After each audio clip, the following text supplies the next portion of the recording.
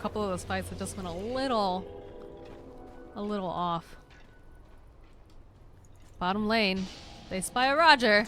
Roger already pops that battery cell. He wants to just run himself away. Batrider standing nearby though should be able to help him out a little bit, blinks himself forward, and force tasks Roger out of danger.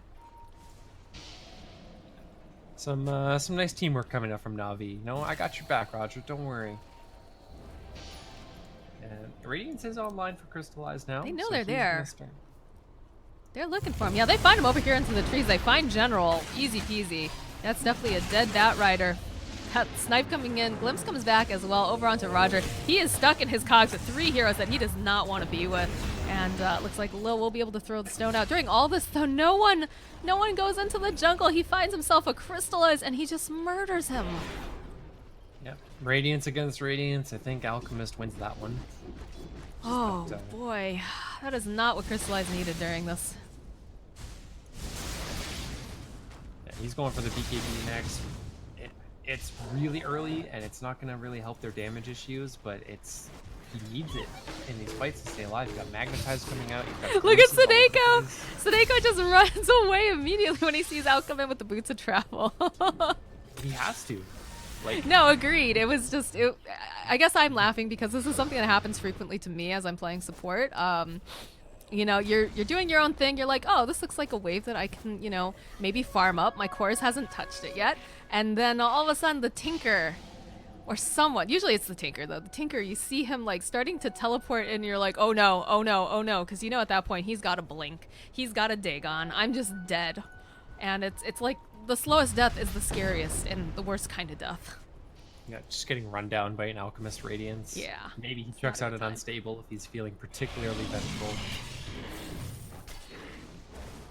And 20k net worth lead now on Alchemist, officially doubling up on Crystallize at 10k, and still Dendi struggling to keep that farm up. You feel so bad for Crystallize though, because he's going now for the BKB. Immediately though, the jumping coming out here from the Batrider will be able to grab Solo, but unfortunately can't drag him out fast enough because of that unstable concoction. Look at these Enchantress arrows just flying in. Now Crystallize gonna be forced to run himself away. Roger also just kind of juking around in the trees. We'll throw out a cheeky little rocket, but VP's just they go gonna take right this into the Roche. Yeah, they go right into the pit. Because, I mean, they've almost got Octarine up on Alk. This Roche might even just give him the gold to do it. And then you've got Octarine, Radiance, Armlet, Aegis, Alchemist running at your tier 3s. And Roger needs to be careful here. He gets spotted out immediately by Lil. Lil gonna go do a little chase here. There are the TPs coming out to the shrine. We'll be able to go ahead and cog up Lil. Throws out the kick though here. We'll be able to get Cask off. Does get a bounce or two, but will be enough to save Roger's life. Smoke comes out. They're looking for maybe a pick here. Oh, the glimpse comes back. This nice hook shot forward. Yeah, definitely. We'll be able to throw out the cogs. The stable concoction comes out as well. Couple bounces. Roger living on the edge over here, but they're gonna have to lose this tier 2. Yeah, they are gonna go for a trade. Crystallize pushing in down bottom. I don't really think VP cares. Like, he's just gonna put a little pressure. They are gonna send the Weaver back. They don't want to have to give up any objectives that they don't need to. I mean, he could always technically time-lapse right back up to where he is too, but I just feel bad. You know, you look at Crystallize, he's had kind of a rough game. He's had to lane against the Alchemist, had some difficulties with that. Dies a couple times here, and now he's got to go for the BKB. Like, this is not a fun time to be playing the Bloodseeker. They are able to spot out the Enchantress, though. She goes ahead, throws up the sprites, and look at this. Doesn't care. Just walks herself over across the river to the loving arms of Lil and Solo, and says, all right, that was cute. I mean, you're getting 100 HP per second. Glimpse comes back over onto Crystallize. This is not something he needs right now. Static Storm comes out on top of that unstable concoction. No one is just unstoppable. This Alchemist is a beast. He's throwing out the taunts, too. Cogs come out. Burns up a bunch of that mana. The roll comes in, though, from Lil. He's looking. He gets the stun off. Buy themselves a little bit of time, but these guys are just so efficient. Batrider is going to cut the waves, trying to delay. They're trying to delay this push with everything. He's going to be really careful here because there are people TPing the shrine. And they spot him. Yeah, he's going to have to blink himself into the Roche pit. Immediately tries to TP himself out. They don't have anything to cancel it at this Solo time. Started the glimpse, like he was raising his arm up to get the glimpse on the Batrider, and then just barely in the nick of time, General makes it out. So close. Risky plays, man. Alright, well, Dendi has his Bloodstone, so that's a step forward here. This is I just don't know how they kill this Alchemist. Like, they haven't been able to do it yet. He's 606 right now. It's 25 minutes in. He's got Radiance, Octarine.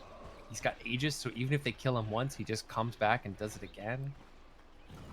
Yeah, I don't know how they deal with this. I don't think they have enough damage because, I mean, you look at Crystallize, he hasn't been able to buy any real damage items other than, you know, the Radiance, which is, you know, nice and all, but it's not enough to take down an Alchemist. Maybe you get lucky and you can dump out a ton of damage using this Witch Doctor, the Maledict, and of course, you know, his Death Ward, and then of course you got Dendi, but like, these guys are just melting in these fights, or they're getting a really good pick off to start with, and then they're taking, you know, using their advantage. Yeah, again, the problem comes down to burst damage versus sustained damage. Na'Vi has a lot of sustained damage, right? They have heroes that are really good at running you down. Bloodseeker, Witch Doctor, Bat Rider. Zeus is really their only burst damage, but once he drops Lightning Bolt and his ulti, after that he's a lot of sustained damage over time. And that's where an Alchemist just thrives. And even in some ways, Ramses. He's got the Lincolns online now. He's got the time lapse. So it's really difficult for Na'Vi to just kill these heroes off and let it be done with. Lincoln just pops over onto Ramsey. Couple bounces coming out from Cass, but again, no one. He's got an Aegis. He's really not too concerned. He goes ahead, he pops the Manta, turns himself around. The Maledict comes out as well. They're just trying to find the opening.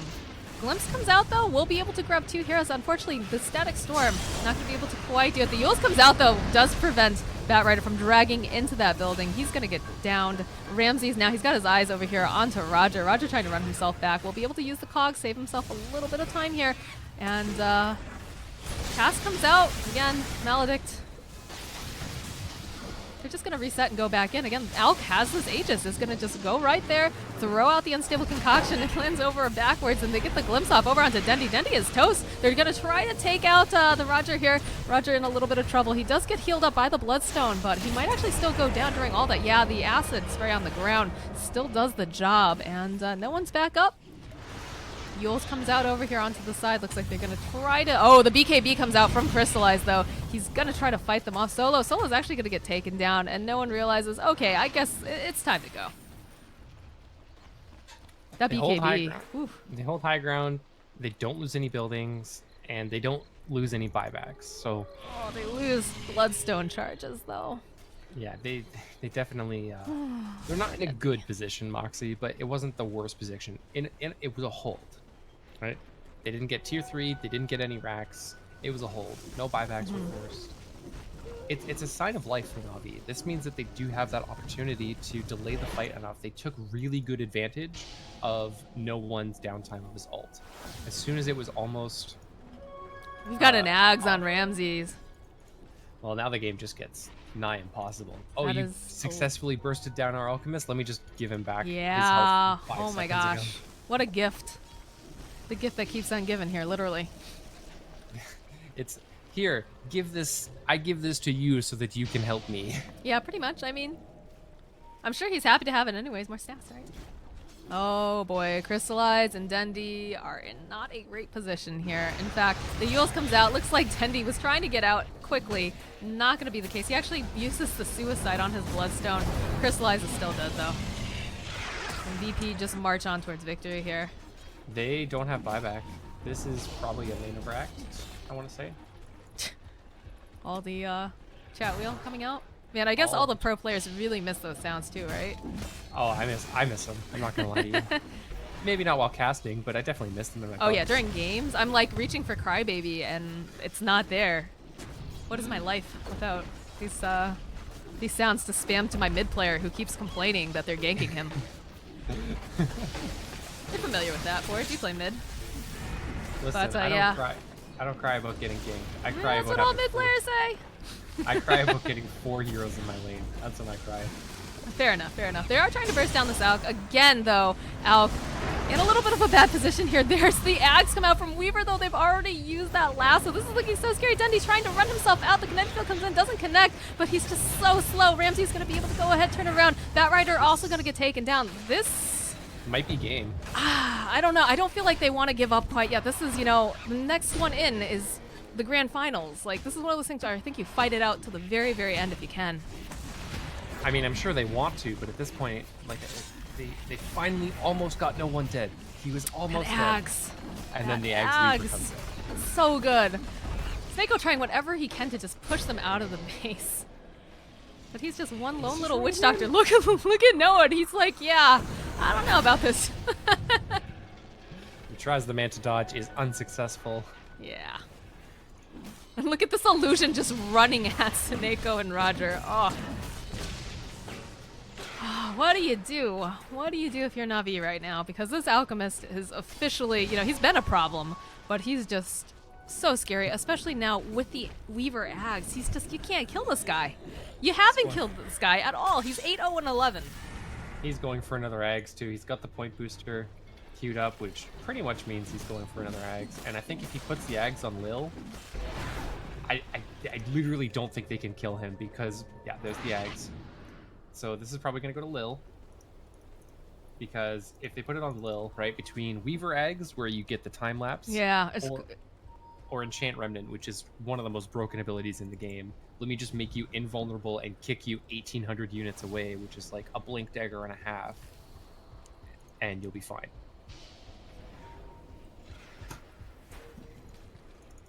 All right. Man, I mean, Weaver, you know, or no, not Weaver, I'm sorry. The Bloodseeker. Crystallize starting to catch up a little bit, but this Alk is just so far ahead here. Saves him the Bounty Rune even on top of that. I mean, they want their eggs. They want their Yeah, turn. right? I mean, this is a very generous alchemist. My alchemists don't give me anything. No, I think they'd rather buy a bunch of extra couriers than give it to me when I'm supporting half the time. Sometimes you get some really nice ones. Like, how do they defend this? Like, you've got General, he's looking for an opening, but, you know, this tower just went down so quickly. In fact, the roll coming forward, they let the creeps take the tower. Oh, man. They were looking for the glimpse on Dendi. That's why the Earthspear rolled forward. Man. He didn't even want the kick. He wanted the glimpse on Dendi, and he almost got it. But how they hold high ground, or how they hold, is they let the tier 2s go, which they did, and they have to hold high ground. It's their only option. They have to try and, like, spam waves out with Dendi. We got a Roche up and running. If they can secure this Roche, I think that's GG. It's going to be a smoke up from the 4 of them. They're going to make an aggressive maneuver. BP might not see this coming. They have to. There's a jump forward immediately over here. BKB comes out here from Ramses. There will be a nice hook shot over here onto the side, but there's just not enough damage. They're able to take down Snako. The roll coming forward here over onto Crystallize. Crystallize, there's just too much damage being popped out. He gets the Rapture off, but it doesn't matter. Ramses doesn't care. And there's the chase into the base. They're going hot in pursuit of Dendi here. We'll be able to go ahead, drop the Unstable Concoction. They'll just kind of back off. Glimpse comes back in, though. They still really want to get this kill over onto this Thunder God. Pasha coming forward again, trying to slow him down. The Magnetic coming out as well. And looks like, uh-oh, this is looking real scary for Roger. The Diffusal doing just enough slowing so that way Weaver can go ahead. And there's going to be the Yules coming out. Looks like General should be able to get himself back here. Glimpse comes back, though. Look at that Glimpse range. Oh my goodness, BKB gets taken out here with no one. He's just running around the base. He doesn't even care. He's like, yeah, I'm an alchemist. I've got farm. Life is good. Already Ramses dropping all of his items. He's feeling very, very confident. Don't give up. Enemy incoming. You can see no one immediately pinging, like, hey, we haven't won yet. Yeah, that's all that they need, right? The ultimate 3-2-2. Glimpse comes back out over onto Dendi. They'll be able to land the Unstable Concoction over here. Snako trying everything he can to do this, but it's just not going to be enough. Crystallize still running forward. He's got his eyes over here. We'll be able to take down Lil. And now it looks like no one on a little bit of problems here. He doesn't actually have the... Anyway, coming back, the buyback comes out, though. They want to finish this game. Ramsey's sitting so very low. They'll turn back around. There's the BKB coming out from Ramses. There's going to be a nice hook shot coming in as well, but there's the buyback coming out from no one. The GG gets called. VP going to make it to the grand finals. I mean, that was just it wasn't even outplay. That was just a straight up outdraft. That Alchemist pick just absolutely devastating. They killed him twice that whole game. And they just didn't have enough burst damage to get him down. The Zeus and the Bloodseeker together, they went for a little bit of cheese with that interaction, but it wasn't enough. And VP just really, really solid drafting from Ramses to abuse Navi. Yeah, that was a beautiful draft. Like, no one just got so much farm. He made Crystallize have such a difficult laning stage. Of course, during all this too, Ramsey's in the bottom lane, just have the time of his life, you know, struggling a little bit with all that sticky napalm because no one likes dealing with it. But they're able to, you know, get that momentum. And then, like, let's not forget Pasha, just that top lane. I think 3 kills in lane against a Zeus. Great start for him, too. Lots of damage being pumped out. Awesome game, guys. GG, well played to both teams. Virtus.pro going to be able to go forward, and we'll be in the grand finals tomorrow. But we've got plenty more CIS Dota for you today. We've got one more semi-final. We've got M19 versus Spirit. So I believe, what time is that supposed to start? I think it's supposed to start in like 15 minutes, actually. So we're going to take a really short break, guys. Stick around, and we'll be right back.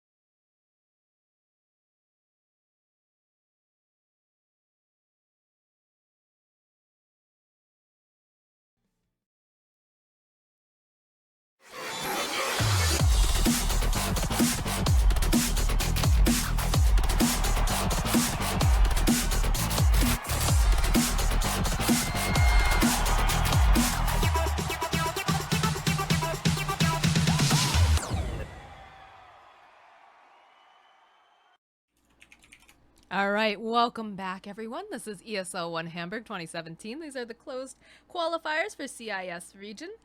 And we've got another semifinal up here for you today.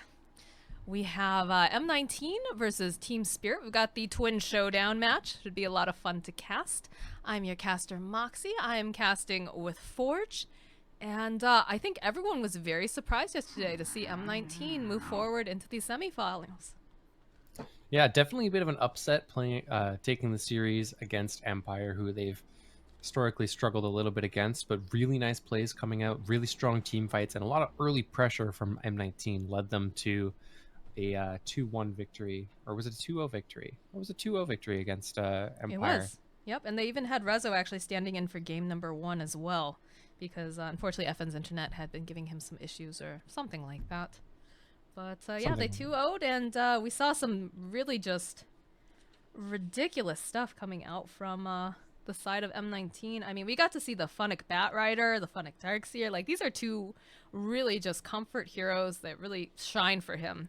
And he did a ton of work with those. Like, there were moments, Forge, where we saw it was an Earthshaker and a Darkseer, and you know that there's going to be that combo, but it was just so fast. Like, everything in these team fights was just that perfect moment. They jump in, it's just all that synergy all together. So, super, super hyped to see M19 play, and very excited to see what Team Spirit can bring here, too. They also, what did they do? It was 2-1 for versus iPlay, I believe. I believe so, yeah. And apparently Team Spirit was watching the series against Empire, because the first ban they do is they get rid of the Funnick Darkseer. Still do leave in the Batrider, but you can't target all your bans on the one player.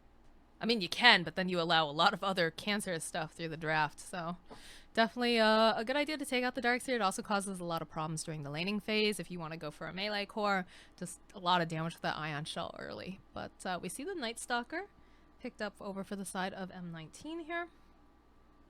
And no Nature's Prophet either. That's been a very common ban. The IO ban, of course, but also Nature's Prophet usually getting either first or second ban lately. But that allows Venomancer through. Venomancer and the Clockwork. We saw this in the Na'Vi game earlier. And, I mean, Roger did a lot of work with it, but unfortunately Na'Vi was edged out in the end. But, I mean, Roger had some really good plays, some early roam with the cogs, really nice hook shots onto like 2 or 3 people. Had a couple of points, so Clockwork, I mean, and both of these heroes too, very flexible picks. Venomancer could be played as a support, off lane, mid, safe lane. He can go wherever. And Clockwork as well, very flexible, can be that 4-position roaming or the off lane. So far, Team Spirit keeping their cards very close to their chest. Now, we do see the Necrophos pick up over on the side of M19. They could opt to try to pick up an AA on top of that. We saw that being just a really disgusting lane and giving a lot of headache problems, I believe, to, was it Sadoy? No, they actually ban out the AA. All right, interesting. They've got a very specific idea in mind. We've seen a lot of AA, especially in this region, but no Pikachu Broodmother either. They definitely do not want to have to deal with that. Yeah, I mean, Pikachu doing a lot of work with that in game 1 yesterday, just causing absolute havoc. And also just one of those heroes that if you don't have the AoE damage to quickly clear the spiders, Venomancer doesn't count, for those wondering, then it can very quickly overwhelm you and just run down all of your lanes. I'm interested to see if we're going to be seeing, you know, that max scale Venomancer. That is just has ruined my life, and I'm a little ashamed to say it, Forge. I've been using it in my own games now. It's just, it's so strong. If you can get Venomancer through a draft right now, like... I'm disappointed in you, Moxie. I thought you were better than that. I'm not. I'm a filthy Bananamancer picker. Sorry, guys. But such a strong hero right now. Of course, the Necrophos as well. Definitely, you know, having his time to shine. That guy just lanes so incredibly well with the Heartstopper Aura, just slowly ticking down. You've got, whoa boy, all right, so I just need a Viper in this game, and we've got every single green disgusting person that could be in this meta. Yeah, so the both games, all of the games, Team Spirit did draft themselves some kind of green gross dude, whether that be the Venomancer or the Necrophos. They have played against M19 very recently, these two teams, at Star Ladder. So they do have a little bit of history. It went 2-1 in favor of Team Spirit. And it was the ILTW Venomancer both games. And they looked to grab up the probably Iceberg Pikachu for that mid lane based on how they've played it previously. I'm wondering if this is a denial pick on top of everything else, because we saw M19. They played a ton of Pugna. They played Pugna twice yesterday. They had a really good combination with that Batrider, which is actually still in the pool if Funnick wants to try to pick that up as well. Granted, it is a little tough sometimes with the clockwork being able to just hook shot in and hold you in place. But yeah, Pugna is not going to be on the side of M19 today. We will get the Shadow Shaman, though, an excellent laning support. He's got really high base damage, so he's able to harass, and then you couple it up with having the two different types of disables and the team fight and tower pushing skills of those wards. So good pickup here for the side of M19, but I mean, the Shaman was a really, really good pickup for them because so far with their 2 cores, they have really, really good ways to kill heroes, but no real way to transition that into objectives. The Shaman allows them to do that. It switches them into being able to transition from, okay, we've picked somebody off with the Necrophos, with the Night Stalker, now we drop wards, we get an objective. Definitely. I mean, that's the name of the game, right? Doing efficiency Dota, making sure that you take these really good fights and then move forward, try to take a building, whether it's tower, shrine, racks, whatever. But yeah, lots of pushing potential coming out from both of these teams. And we do see the Bane pick up. That's something fairly commonly picked up in the CIS region. Usually kind of added with like a wombo, but I'm sure with that Pugna, Decrepify, and the Brain Sap, it's going to be a lot of disgusting damage. Yeah, Biver's been playing this semi-frequently lately. He's played a couple of matches, actually played it yesterday against iPlay, which did secure them that win. Did pretty good too, 5-9 and 25 for him, doing a lot of work. So we could see them going back for that. And like you said, they do have a lot of follow-up damage to pump into that Fiend script. You don't even need to get a full duration off, just enough to allow Pugna to get that decrep, the life drain, and of course Venomancer doing his damage over time as well. I feel like this is the tiny draft coming out from Team Spirit right now, although it's probably just because of the way that all of them are angled. It is bowed a little bit. I know Pugna should be actually a little bit smaller than what he is here, because he is the very most front in this lineup, but got some kind of squishy dudes. Clockwork's got his work cut out for him to be that frontliner so far.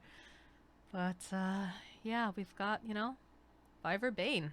Interested to see what they can do with this. Like you said, lots of follow-up. And we go with the Enchantress. Funnick's been doing a lot of work with this recently in both ESL as well as Star Ladder, just causing a lot of havoc. I've seen him like dive tier 3s at minute 10, just creating so much space for Nyx, for his for Pikachu in those safe and mid lanes respectively. And just a very comfortable hero for him. A lot of pressure, a lot of early game push as well. So, you know, very nice, well-rounded draft coming out from M19. The one thing they are lacking a little bit is somebody tanky. Like Necrophos is kind of tanky, but susceptible to burst damage like the Pugna. Night Stalker doesn't do well against all of the magic damage, so they need somebody that's, you know, just a little beefy to stand in the front, or a lot of pipes. That's the other alternative. I mean, we see a lot of pipes getting picked up, especially on the Necrophos, giving him that extra, you know, regen, being able to be a bit more tanky. I think we've seen it on the Enchantress. Which team was it the other day that actually did in groups of 3 that we casted? I think it was Team Effect. As a Team Effect, yeah, they had all picked up like various force staffs, various Hood of Defiances and such. But yeah, definitely a Hood's going to do a lot of help here with the amount of magic damage being pumped out by Team Spirit. So I think it's safe to assume we'll be seeing that. And of course, probably a completed pipe as well. But no AM, no Disruptor, and they don't want to see that Brewmaster. You talked to me about that earlier, that it was really, really disgusting. DK Phobos has been just doing an absolutely amazing job with that lately. Out of the last 6 times he's played it, he's won 4 of those games. So just doing a really good job. And based on the way Team Spirit's been playing, that's the hero, that's the player that they still need a slot for. It's probably going to be the Biver Bane. You're probably going to throw FNG onto the Clockwork, and then have ILTW on the Vena with Iceberg rounding out the Pugna. So DK Phobos, really the only one left. And they're probably going to take their time, think about what they could grab. There's no Prophet, there's no Broodmother, and no, there is no Brewmaster. So Legion Commander, another hero that he has played recently to some effect, could be seen here. Legion's definitely a nice kind of frontlighter, gives them a little bit more initiation, and it scales really, really nicely. The only problem is that you definitely can't go after an Enchantress with a Legion Commander. You have to pick on squishier targets such as like the Shadow Shaman, and of course the Night Stalker. Probably the Shaman, one of the best bets here, just being able to make sure that you can't get locked down during the duels. But, I mean, Sand King It might. I mean, it might not be bad to go against the Necrophos either. You get a lot of sustain in your lane. You get that nice overwhelming odds as a nuke to help de-push your waves. And it's a nice way to ensure that you can jump on him and he doesn't get that opportunity to get Ghost Shroud off. Because that's where we see a lot of ganks against the Necrophos go wrong, is they don't have a way to stop him from just popping what I call the Necro cheese. You pop Ghost Shroud, you pop one, and you're God, every time basically you full say health that, I from get there. so grossed out, though. Just because the actual word necro, coupled with the word cheese, like, that just, ugh, gross. It makes sense though. Like you look at what cheese does, and you look what Ghost Shroud and Wand Oh, does. just say strat, cheese strat. Just finish that up. But we do get a Juggernaut pickup here at the end, so, So all they are right. gonna alter it up. They're gonna throw DK Phobos on the offlane Venomancer and get the Juggernaut for ILTW. Very nice adjustment from Team Spirit. All right, well, I'm looking forward to see what this Funnick Enchantress is gonna do here. Because you've got me all hyped here, Forge. I want to see him diving these towers, making all the space. That was one game, all right. That was one game that I just happened to watch, Well, now you but it have was me great. hyped about it. Why you do this to me, Forge? Come on now. Yeah, I'm excited to see this mid lane matchup too. I think Pikachu has a little bit more of the edge over here onto the Pugna, just because of the fact that, you know, Mirana has slightly larger range, and in order for Iceberg to really, you know, put out the Nether Blast damage, he's got to be pretty close to Mirana. So he is very speedy though. He can run in and out, drop another blast, run back out before Mirana gets off. Like maybe she gets off like one, maybe two right clicks, but it's actually a lane that Mirana struggles with a little bit because she does have some creep clear with Starfall, but not as much as the Pugna does. That's true. That is always nice after playing Crystal Maiden to be playing Pugna and see how speedy you actually are. All right. That's got to be like night and day. It really is. I'm always amazed too when I'm like, oh guys, look how fast I am. I forgot how fast this hero was. They're like, Mox, you've been playing like nothing but Crystal Maiden. I was like, I know, but guys, look how speedy I am. Anyways, guys, welcome. This is game number 1 of Team Spirit versus M19. This is a semi-final best of 3, and it's gonna be a good one. Yeah, already we see the smokes coming out. Funnick's actually going to get spotted out by FNG here. They think he dropped No a wards. ward, I think. They think he dropped a ward, but... Well, look at the mind games. We've got a hole here in the inventory, which most people would definitely assume there was some sort of a ward in the inventory. So they're going to probably look for a D ward. Possibly. I don't know. Yeah, look at Bane. Bane's already got it. Biver, already queued up. I mean, there is one on FNG. If he really wants to, if he thinks there's one there, he could go for it, but... I don't know. We'll see if Funnick gets off the debate or not. Enchantress is going to get pulled another Tango just to help deal with some of the harass. Well, you know, it's just to show that they care about her, right? A little bit of an invasion coming in here from FNG and Biver. Funnick goes forward, gets a couple little hits off. Pikachu coming forward as well. Cogs come out. We'll slow them down a little bit. They'll go ahead. They'll try to farm up these Cogs. And everyone gets their respective roots for the most part, though. Nothing too wild going on here. Yeah, and we're going to see DK Phobos. I'm curious what build he goes, because some Venomancers, they go for the max Gale. Some of them go for the max Plague Wards. I think this is a game where you go for the max Gale. Just let the Clockwork close in on that, close that gap, get those Cogs up, and just pelt away from there. But we'll see what DK Phobos thinks of the matchup. I mean, that would make sense because I feel like because he's against 2 ranged heroes here in the bot lane, they're just going to end up farming them up. And again, Muriel on the Shadow Shaman's got very high base damage early on, so if he starts dropping Plague Wards too early, he's just feeding a ton of gold over to them. Yeah, no, absolutely. Probably still hasn't leveled anything up though. Saving his skill point for now.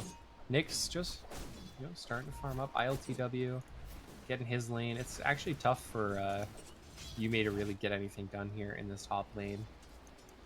It's just honestly, you know, someone once told me with when you're doing offlane for the most part, you're there for levels. If you get some last hits, that's even better. That's definitely a bonus. But at the end of the day, you're there. Try not to die. Occasionally it happens, you make space, but you know, he's just there for the levels. And Funnick already, look at this. Looks like FNG wanted to try to put out some harass over onto Funnick, and he just doesn't care. He's got a Hellbear. He's got himself a Centaur on top of that, and he'll join up over here with Yume. He doesn't have any mana on the Centaur, though. It got burned by Clockwork Cogs. Oh, nice play. I didn't realize that. But yeah, we do have a lot of creeps coming in here. Immediately, you know, Funnick crafting Cogs over here with FNG. His Hellbear, again, no mana left over here. There's the slow coming out, though. Can they get this kill? The spin comes around, though, and they will be able to get the first blood onto Yume, but they'll follow it up very quickly with the kill over onto Funnick. Nice play with those Cogs, you know? They can't use their actives if they don't have mana. Yeah, I mean, it's a tough spot because, like, on the one hand, you get the first blood on the Night Stalker, which is really nice, but getting a kill on Juggernaut, a hero that can snowball pretty hard if you give him the opportunity. Yeah, they do have to be careful with this lane, especially because, you know, Enchantress, usually pretty tanky. I mean, we know that she took level 1 in Enchant. She's just got to be careful, though, because usually, you know, you'll get a couple levels on the Untouchable and you'll feel really, really strong, but there's plenty of burst damage that this Jug can do with that spin, so. Yeah, and Iceberg already setting up his mid lane dominance. 14 and 7 for him, 10 and 3 for Pikachu on that Mirana. It's gonna be such a tough lane for this Mirana.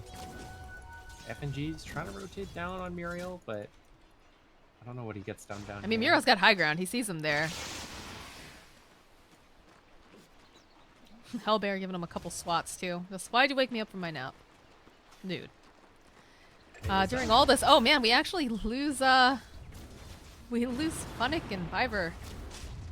Yeah, Funnick getting a little bit too over aggressive, not respecting the Blade Fury damage that comes out, and Viver just pops the clarity, waits a little bit, and gets the Brain Sap kill. I was about to say, I was like, where did that even happen? Because I was looking over at bottom and mid. But yep, that came up top. Was he in the lane during that, or? He was like was he over in the woods? He was like up here. He like started over here and then ran up and just got chased down by dude LTW.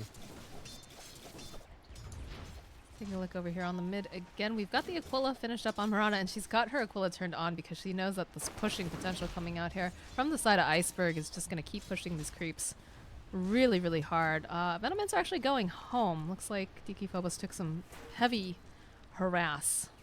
But otherwise, looking down here over onto Nyx, yeah. Yeah, DK Phobos proving us wrong. Doesn't opt to go for the Venomous Gale. Goes for the Plague Wards instead. Wants to put some pressure on this tower. At any time that Nyx leaves for a rotation with that Reaper's Scythe, DK Phobos wants to be there to capitalize on that and pressure at the tower. Also lets him retreat to the jungle if he needs to. That's true. There is a lot of harass coming down onto DK Phobos, so it makes sense that he'd want to have that option. Do you see FNG running over here onto the side? Yume standing in position. They expect some sort of gank coming out here during the first night. And Pikachu is just dancing around, trying to get as much harass on the run as possible.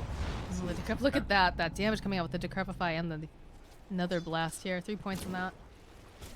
Mirana's actually not doing too bad there. Pikachu doing a very good job keeping up with Iceberg. 24 and 5 to the 27 and 12. Denies definitely going the way of Iceberg, but for the most part, actually keeping up with this little green skelly man. Yeah. Got a couple bottle charges that she can use. There is some pinstering action going on here in top lane. Viper's coming up here. They're looking to maybe jump over onto Funnick. We'll be able to go ahead, put him asleep, try to chase around here. He tries to go and move the Nightmare off, but there's so much damage coming out here from Jug. We'll be able to get that final last hit.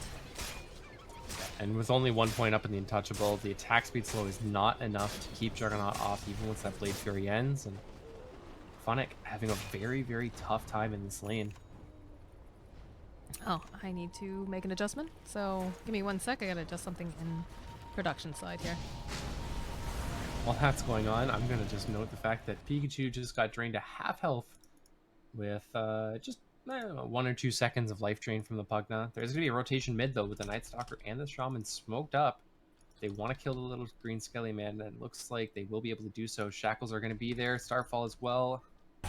Nice kill onto the Pugna. And a regen rune for Pikachu's troubles. All right, we're back. Had to update the stream title. I had left it on Navi versus VP. So, as you can see, this is not Navi or VP. This is M19 versus Spirit. And yeah, we're back in game. We're ready to go. It's like we're seeing another rotation coming out here from Biver. They're going to maybe try to do the same thing to Funnick again. No, he's just going to go and meet up over here with ILTW here. Look at all these tornadoes. I'm trying to figure out where the other one's coming from. Oh, Spin coming out though over onto Yume. Will just try to back himself out. Biver in a little bit of trouble here. Will get slowed down. There's a boy coming out as well. Look at this tornado just helping chip them down. They just need a little bit more damage. Can they get this kill? Brainstab coming out. Oh no, how the tables have turned. Jug gonna be able to use his ultimate. Clean up over onto Yume. Really nice Omni Slash, and like it didn't Perfect really timing. matter which way he bounced. He was gonna get one kill. Funnick almost dropping even with only the one bounce on him. Nice deny though of the ward using the Wild Wing Ripper. Seeing a rotation coming out here over onto Iceberg. Miro comes forward. He immediately goes up with the Hex. Will be able to go ahead, follow up with Stun. And unfortunately, just not enough damage. They need to be so careful during all this. Nyx gets the kill over onto DK Phobos. And now it looks like Miro, he's trying his best. He just needs maybe 1 or 2 more hits, but he just doesn't have that damage. Pugna turning back around. He's so fast. Look at this little green skelly man. Wants to chase after Muriel. Just can't connect that another blast in time. I think if he hadn't gotten greedy. Oh, Yume! There's the Decrepify coming out. A lot of damage. Can they get one more hit? This life drain is just too good. Yume's gonna go down. Iceberg's gonna laugh. And if Pugna had a taunt, I think we'd see it right now. I mean, I can just picture Pugna laughing right now. But yeah, right? We lose Funnick again, though, in the top lane. This Nightmare Spin combo is just too good. Yeah, it's proving really, really difficult for Funnick to deal with. What's happening in this bot lane? I feel like we haven't paid much attention to this at all. Necrophos right now, Nyx 54 and 18. The Venomancer 28 and 2. He's getting his levels though. He's level 6 right now, level 7 up and running over on the Necrophos. He's just so difficult to deal with laning. Constantly regenning. Yeah, I mean, their answer for the Necrophos is just going to be farm the Juggernaut. Get that Diffusal Blade, get the Manta online. And probably move into like a Basher or Blink Dagger after that, and just burst him down with Omni Slash. That's gonna be their answer. I'm not worried about him so much in the laning phase.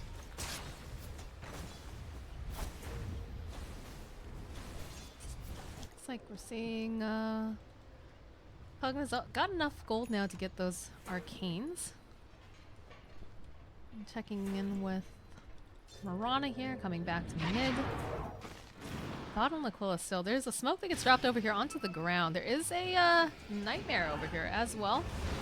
Yume got his eyes though over here on the Bane. It is daytime though, so it's going to be a little difficult for him to catch up.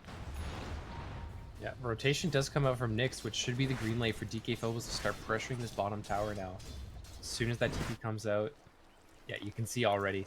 FNG comes down to support him with the smoke. DK Phobos actually just looking to farm up the lane. Not going to take advantage of this TP rotation just yet. We'll be able to pop the smoke though over here. Yeah, Yume, he spots out of... Oh, he isn't actually within range.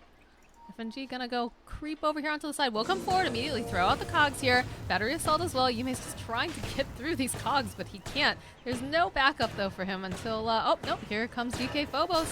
He's got the Gale. That's gonna be a very dead Night Stalker.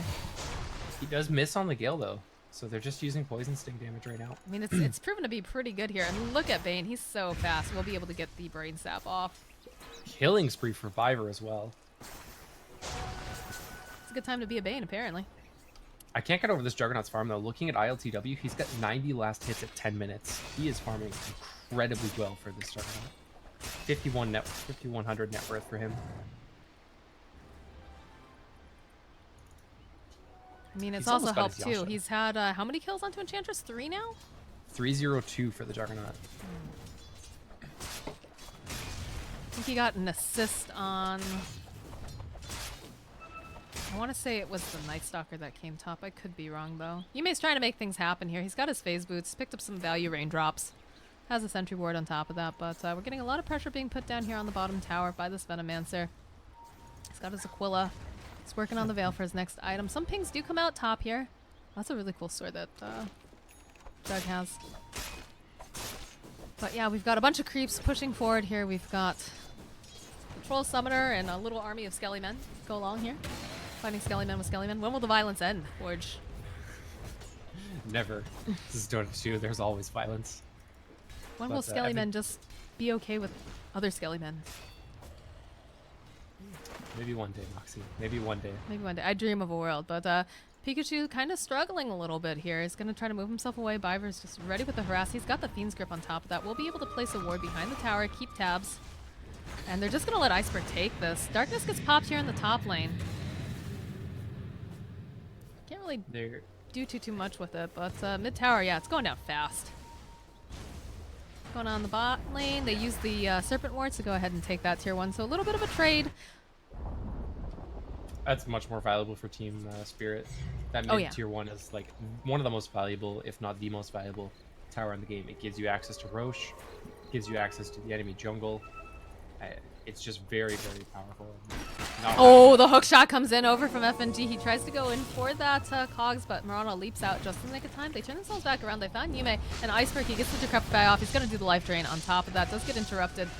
Said Juggernaut won't be able to get that kill.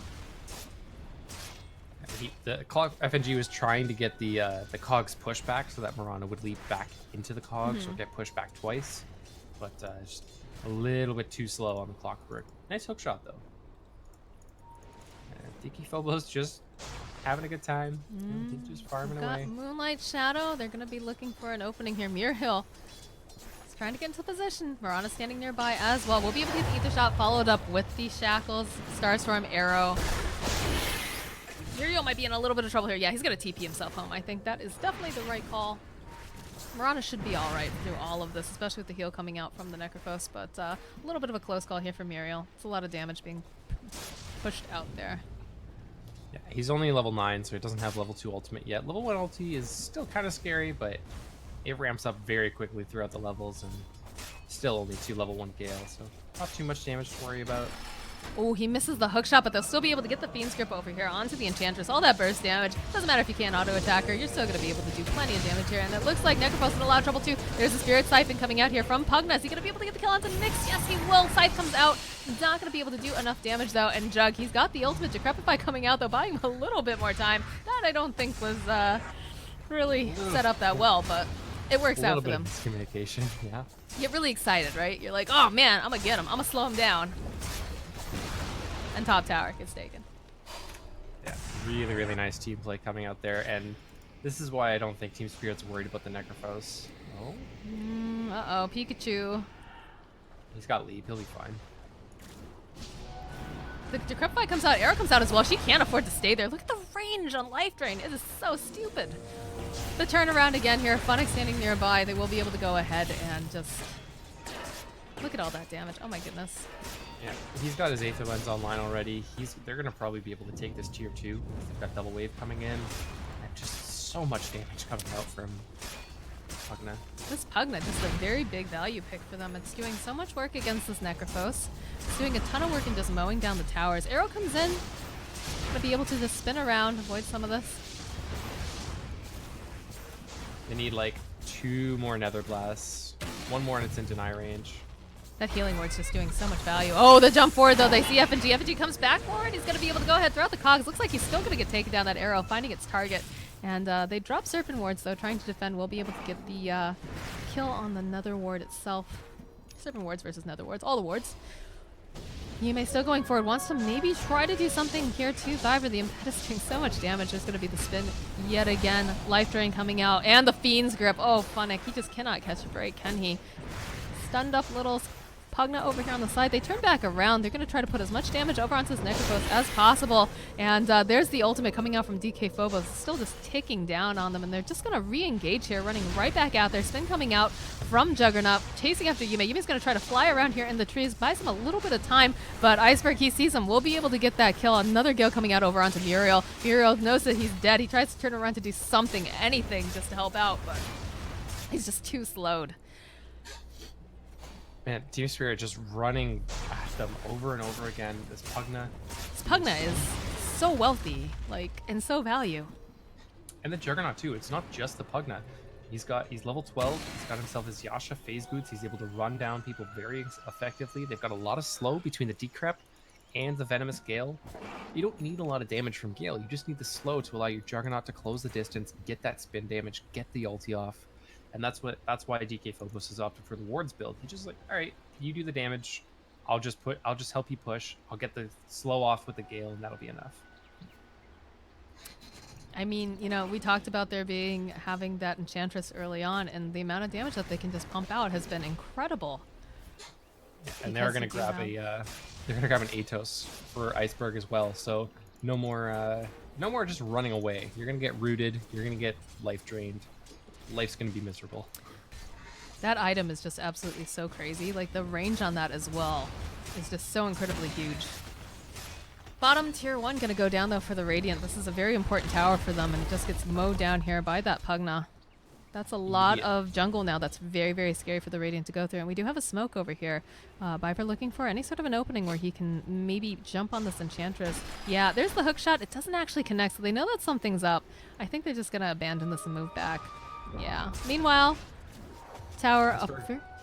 Iceberg's just happily pushing bottom though. They use that as the bait for the smoke, and even though the smoke fails, they just rotate back down to support Iceberg. They use the Serpent Wards over here onto the tower. We'll be able to get some damage, but this Pugna just mows through them so quickly here. It's got an Arcane Rune on top of it. Oh my gosh.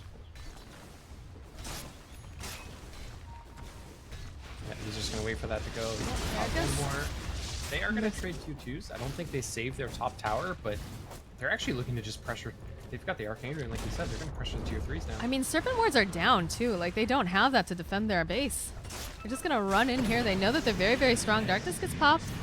They'll move back a little bit. They throw the Nether Ward over here onto the side, maybe trying to bait a little bit if someone comes forward. Yeah, see a couple of these procs coming out. I'm certain that they want to just grab this tower and then possibly just go for shrines here, making it even more safe for Roche. Mirana, meanwhile, is hitting their top, but she cannot push as fast as this Pugna down here. Like, they're still here. They get the grab over here onto Necrophos, and there's going to be the ultimate get used by the Jug. Doesn't actually get the kill, unfortunately. Turns himself around, looks over here at Muriel. Muriel's trying to run out, but he's just going to keep getting hit by the battery assault. And they just... Yeah. Pugna running a little bit low here on mana. Does have a bottle. Can get that back pretty fast. Yeah, they'll just go ahead. They'll grab bot racks and TP themselves home. They lost their tower, though, so... Oh, looks like we have a bit of an issue. But yeah, during this entire time, yeah, you know, Mirana can't push as quickly as a Pugna, but she gets the tower, so that does open up shrines for the side of the Radiant at the very least. But this game is kind of getting a little bit away from them right now. She might still get this range racks too. Depends how quickly, how lucky Juggernaut gets with his crits. If he gets like 2 crits in a row, the range racks is safe, but it's actually pretty low, and seed creeps do a lot of damage to buildings now. So they might actually still lose this range racks. It's not the full laner racks necessarily that the Dire got, but it's something. It's not a bad trade. True. I mean, they're struggling right now. They're pretty far behind. Mirana's the top of net worth inside of the Radiant. Otherwise, the top other three, 10k on the Pugna, 9k on the Jug, 7 on the Venomancer. Like, it's got to do something.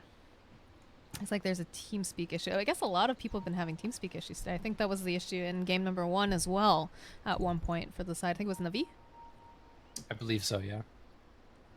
Yeah, so hopefully they'll reconnect soon, but looks like the rest, like we said, Dire just gonna leave after taking that tower in racks. That does open up shrines. I'm assuming the next point for them is either take this tier 2 on the top, go for the shrine over here on the side, and then make their way into the Roche pit, so that way they can go high ground again and feel very, very confident. I mean, they're probably already feeling very good right now. They've got a 10k lead. They've got, you know, more map control than the side of the Radiant, but, you know, there's nothing wrong with getting that little extra bit of insurance, unless they get an amazing pick off, which is also possible. Well, it's very possible because Biver's actually got he's got pretty much his full Aether Lens completed. Right before he disconnected, he had the Aether Lens queued up, and he should have it plus a little bit of extra gold. So that's going to be, those pickoffs that have been very instrumental are going to get easier and easier for him as his range increases. Next, he's going to get that mobility item, and Blink Dagger's done already for the Pugna once he picks it up. So these items are coming out very quickly for the side of Team Spirit. Nice double damage rune 2 available at the bot rune spot. Still There's sitting on the almost pause, a please. there's almost a full pipe actually done on the side of for the Venomancer as well. He's already got the hood completed, and if my math is right, he's got just about the full pipe. He needs like 1 or 200 gold. Yeah, we got the Hood of Defiance over here on Nyx, and I think that's actually partially what helped save him during this fight down bottom, because we definitely saw, you know, the Decapify came out with the life drain. I think also the Shrine got popped at the same time, so there was a lot of stuff there. But I think without that hood, that would have been an even larger problem for him. But yeah, this is definitely pipe gaming, especially looking at what's coming out from the side of Team Spirit and also side of M19. I mean, the Necrophos does a decent amount of damage, also the Starfall, but definitely I feel like Team Spirit, the magic output damage is just disgusting.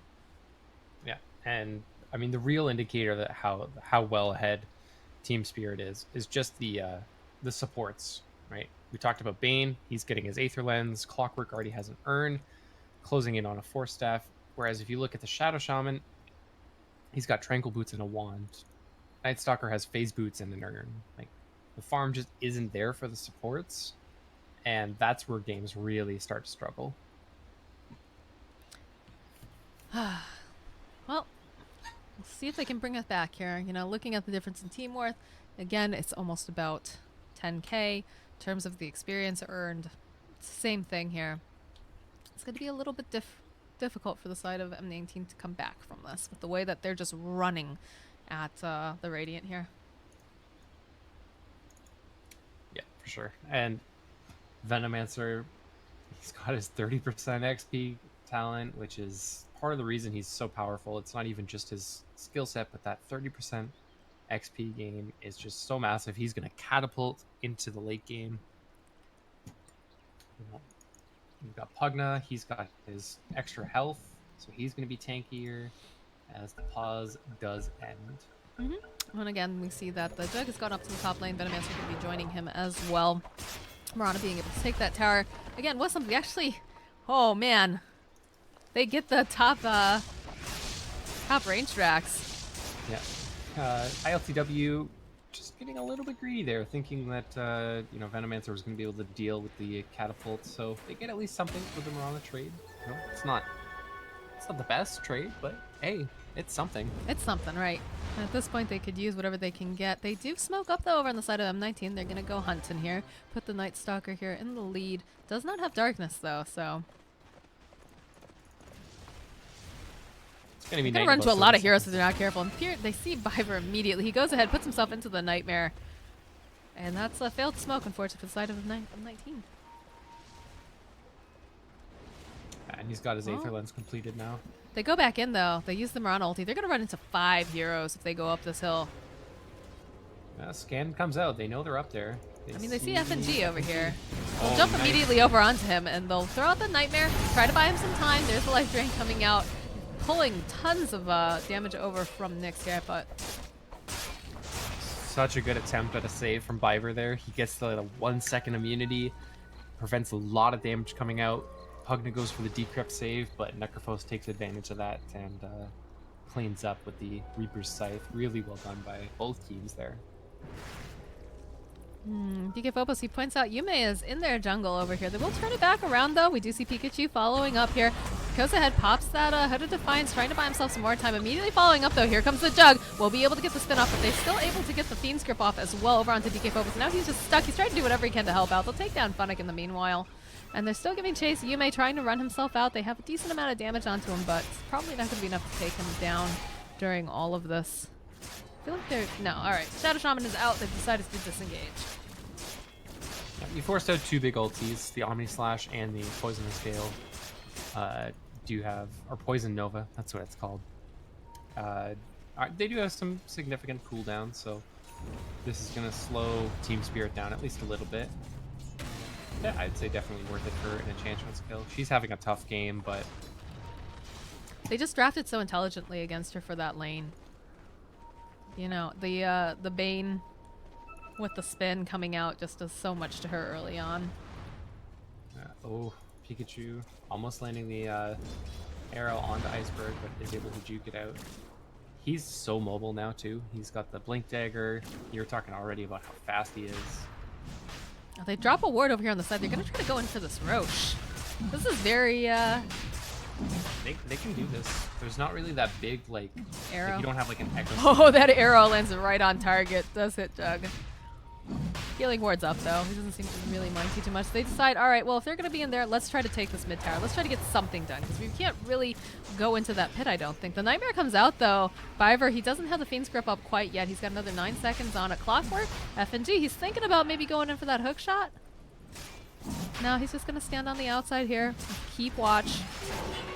There is the hook shot though, and we'll force out the leap, but Mirana's being just held by this Fiend's Grip.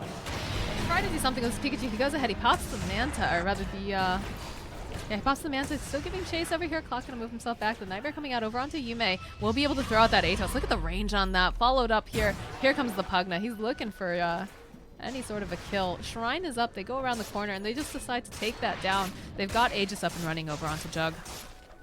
Man, what a great escape. That Manta dodge at the last second. Dodges the Rocket Flare damage from FNG. And saves his life. Really well played there by Pikachu to escape from that scenario. Miro taking this moment to put some nice vision into the dire jungle, but his team really needs him. Pikachu coming around the corner. They've got their eyes over here onto the Pugna. The blink forward though into the Nightmare. Nice save coming out, and now they're gonna fight over into the corner. They don't have their Shadow Shaman. Look at the damage being put out here by the Jug. We'll be able to maybe take down Funnick again. Eyes over on the prize though. They want to take down Nyx, and they will be able to take down Funnick using the Life Drain. The jump forward, the Rocket Flare cleaning up. And they're just going to make their way. Nice arrow coming in over onto the side. We'll take out one of those Manta Illusions. Now, we do have Miro on the base, and he's hitting the racks, but I don't know. Do you think it would have been better if he was home during all that? I mean, I think it would have been okay, but he probably dies in that fight. Yeah. He almost 100% dies in that Oh, fight. the force staff forward onto Pikachu. He's going to be held in place by the Cogs. And Iceberg will be able to get that kill. Buyback coming out here from Pikachu. They really don't want to let them take everything here in the base. And they'll be pretty satisfied with that. They still have the Aegis. Yeah, and creeps are pushing in top, which is definitely a problem, but that's just the next lane that Team Spirit's going to deal with anyway, which is probably why they're okay giving it up. Allowing that, yeah. They're just going to be pushing down it next anyway. They've still got Aegis, they've still got all of this, you know, Poison Nova's on cooldown, and you know, Omni Slash is on cooldown, but once those are up, they just push down top lane next. Efficiency Dota. It's like what we talk about. Efficiency Dota on top of they can't do this play in the other lanes, right? They Yeah. need Shaman Wards to take objectives. So last time, yeah, okay, they got the range racks. This time, oh no, they dropped wards on our melee, but we get 2 lanes of racks to your 1, and we're just going to be pushing down that lane soon anyway. And you can't, you don't have the towers to do that. Pugna just got his Ags. Pugna has a Blink, he's got an Atos, he's got an Aether, and an Ags. This guy, you're not going to be able to get away from him. I think if he gets like a sheep stick next, or maybe even some kind of defensive item like the BKB, he's just set. He's just set. Like they just don't have the tools to deal with him at that point. And it's proved so effective against this Necrophos too. Even with the hood, just the decrep and life drain combo, every time Necro pops Ghost Shroud, he's just amping damage on himself, kind of canceling out what the hood does. You take 20, I think it's 25% bonus damage, and hood cancels out 25%, so he's back down to a regular hero at that point. Add on top of that the decrep. They're not even bothering to defend this tower. They know that they can. Enchantress, you know, just keep yourself home. They don't want to let them just take the high ground for free. But Necrophos, too, just going to go ahead, TP himself home. And they use the Moonlight Shadow. Immediately get the stun, though, over onto Iceberg here. There's a nice hook shot coming in, though, over onto the Shadow Shaman. He drops the wards. He's still actually alive. He's sitting very, very low, though. Oh, it looks like Clockwork can he even make his way out from all of this? Oh, my goodness. The Decrepify comes in. We'll be able to go ahead, pop the Aegis. Look at the range coming out from the Atos and Life Drain. Pugna turns himself back around. The arrow does connect over here onto the Jug. He spins, though. And you gotta be careful. Oh, that ward on the high ground is just doing so Yeah, much look work. look at this. He's got the axe. He's just not afraid. He's like, ah, I can see ya. I can go ahead and I can hit onto you. Looks like Nyx is force staffed again. This is the range on this is just insane. All right, Jug ulti gets used over there onto the side. We'll be able to take down the Necrophos. There's the spin onto the tower. This is gonna be megas. Yeah, GG gets called. Team Spirit takes the series. 1-0. Yeah, just really, really nice plays coming out from Iceberg in the mid lane, dominating that Mirana. And up top, Funnick just was not able to get anything done because of the spin nightmare combo that Team Spirit was able to set up. Even with the help of those creeps, just like he doesn't care. He's spinning. He's spell immune. I think we're going to be seeing a ban coming out against the Pugna, or at least someone else picking it up, because that just did so much work that game. And also they got the Venomancer through, so I think we'll see some meta bans. But guys, we'll be right back with game number 2, so stick around.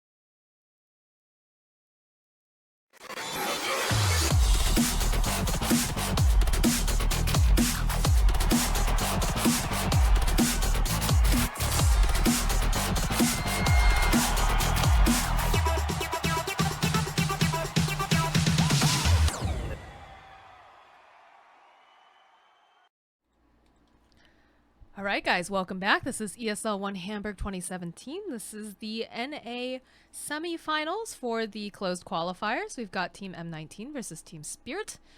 Team Spirit actually taking game number 1 using a particularly mobile and disgusting Pugna pick, actually, plus the fact that they also picked up the Venomancer. So I'm actually really surprised to see that neither of these heroes have actually been banned out from the side of M19. I mean, the Night Stalker also did a lot of work, so they're going to put a particular emphasis on that.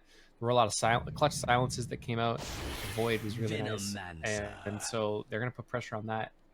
They're also going to ban out the IO, which this region just is so sick of. Between IO, AA, and Nature's Prophet, who did actually slip through the draft, we are going to see the AA actually get picked up and followed immediately by the Earth Spirit. They have a Venomancer, though, again. I'm not sure if this is going to be DK Phobos, who's going to be running in the offlane, if they send it towards mid, but they open with a very similar draft here. We saw Clockwork in game number 1. We saw the Venomancer, too. Like, I'm not sure what M19's doing here. They're giving them a run back, and that's pretty scary. The Enchantress does get banned out here, though, so we won't be seeing that, but they do ban out Pikachu's Broodmother. I mean, the really scary thing for M19 here is they've just revealed both of their supports. Like, this is their supports. So unless they draft, much stronger, more reliable disables in their cores, something like a Faceless Void or, somebody like an Invoker that has a lot of crowd control, this is it for supports. You can very easily draft around it. A lot of teams will opt to draft the offlaner or sometimes even the safe laner in the first 2 so that you still have that option for a flexible support pick. This opens up Team Spirit's draft quite a bit. Definitely, and we have very ambiguous picks coming out again, like you said. For Team Spirit, you've got a Venomancer that can be run in pretty much any lane at this point. You could do a safe lane farming one, you could do mid, you could send it in the off lane. Clockwork, of course, can be used as a roaming 4, can be used in the off lane as well. So they haven't revealed much, whereas M19, again, got both of those supports up front and center. You know exactly what to expect from that, and you can draft around accordingly. So FNG probably putting a lot of thought into that as he goes in with this band. Yeah, probably going to see the Necro get banned out here too. Another hero. They banned out the Enchantress first. Necro, another hero that benefits greatly from, not having to worry about AA. Lots of regen. The synergy between Reaper's Scythe and both Ice Vortex and Ice Blast is really scary. But they're actually going to opt to target Funnick completely, banning out his Bat Rider in game 2. Well, they banned out the Darkseer previously in game number 1, and we also see it here in this game as well. Just trying to shut down Funnick, I guess, is the name of the game coming out from Spirit. No Darkseer, no Enchantress, no Bat Rider. That doesn't leave you with a lot of offlane choices. Maybe the Sand King, but not really, his favorite heroes to be playing, because they're all taken out already. I'm interested to see, too, if we're going to see a Pugna. Because, I mean, I get it. You don't want Pikachu to get that... Oh, it's not actually, rather, you don't want to see the Broodmother coming out, but at the same time, do you really want to see the Pugna instead? They do pick up the Mirana. I'm guessing that this is going to be for Pikachu yet again. Yeah, that'll probably be the mid lane Mirana. She can be played in the safe lane, but she just benefits so much from getting a bottle, getting those early runes that safe lane, while it does happen, is much less common than the mid lane. So that'll probably be Pikachu's hero, leaving Nyx and Funnick open on the draft. Probably debating whether or not they want to grab the Necro right now, or see if Team Spirit leaves it as an option. We are going to see the Bane again. This is going to be the same exact draft coming out from Team Spirit. If it ain't broke, don't fix it. I know, but I can't believe that M19 is going to let them do this, unless they're feeling really confident that they can shut them down. I'm mildly concerned here. The difference is now that they have the Earth Spirit, which is a lot of long-range silence and stun to help interrupt the Fiend Script. They didn't really get away to shut down those Fiend Script in the early game. It was pretty much just like Mirana arrows and the occasional Fiend Script, but not really able to shut down that Fiend Script is going to be really, really key. That's why they probably feel comfortable not banning it out here. I don't know. I'm just concerned because Clockwork's positioning has been pretty good for the side of Team Spirit, so I'm worried that, yeah, you can roll in and you can go up against the Bane, but I'm guessing he's going to be targeting Rare Spirit pretty heavily just to make sure that, you know, Bane can get what he needs. And also, you know, it's a lot about positioning, right? You want to make sure that your Bane is, you know, he's only got a certain amount of cast range, but... Weaver. I They pick up are a going to see Weaver, the Weaver too. hero. That's a pretty scary pick into the Bane. Yeah, all it's things really, considered. really scary.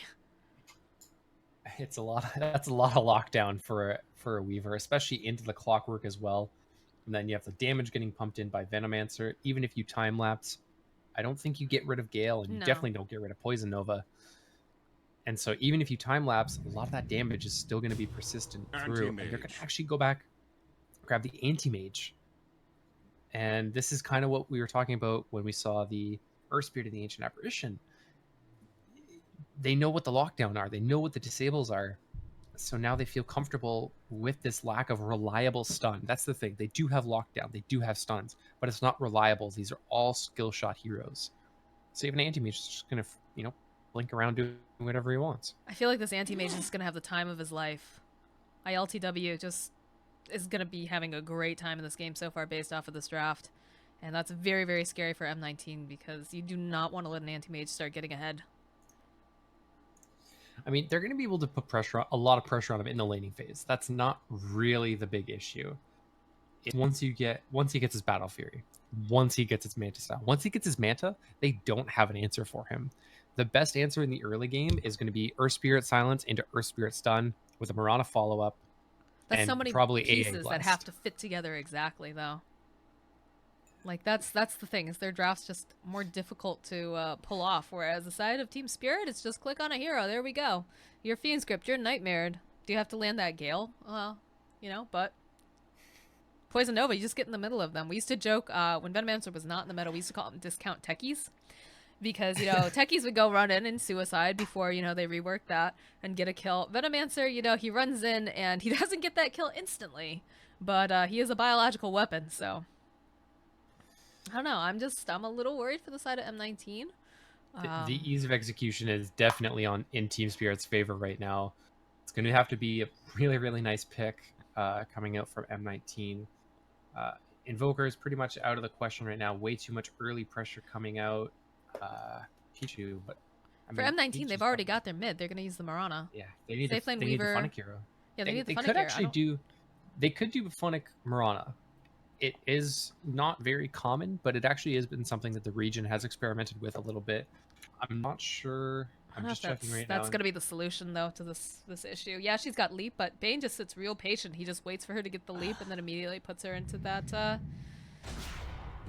All right, we got a bounty hunter here. Okay, so bounty that's going to be the so DK Phobos. Iceberg. What? Yeah, DK Phobos, Clockwork, and the yeah. Iceberg Venomancer. Mm-hmm.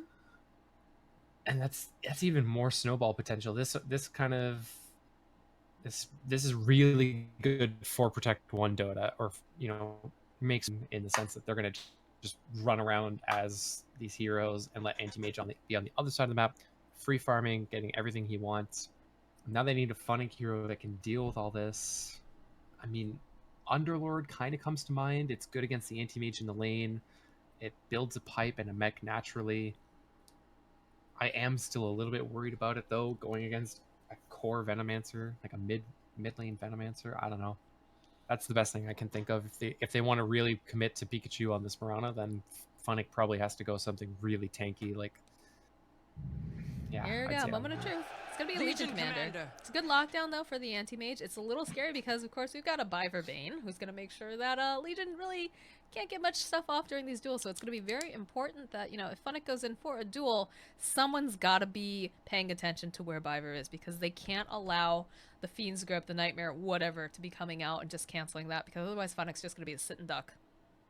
The other thing that is nice about the Legion is that you can use press the attack to remove a lot of Bane's shenanigans. That's true. So Fiend's Grip, Nightmare, you can just press the attack and those will disappear. But I mean, other than that, it's still going to be a really, really tough game for M19. Ease of execution was definitely in favor of Team Spirit. Is it just me, or does Funnic and FNG look like they belong to the same tribe or whatever, with all of this red and gold particles? Good lord. Yeah, definitely. The hats are real for both of these teams. Looks like they actually do yeah, they trade off. All right, DK Phobos is going to be playing the Bounty Hunter, and FNG will be playing the Clockwork. Is this a core Bounty Hunter? Is that what's happening here? I don't know. Team Either Spirit. that or DK Phobos is just like, I'm more comfortable on the Bounty Hunter. I mean, I don't know. Well, we're going to find out very soon when we get into this match here. But yeah, that's a kind of an interesting swap that just occurred. I was not expecting that. All right, guys, here we go into game number 2.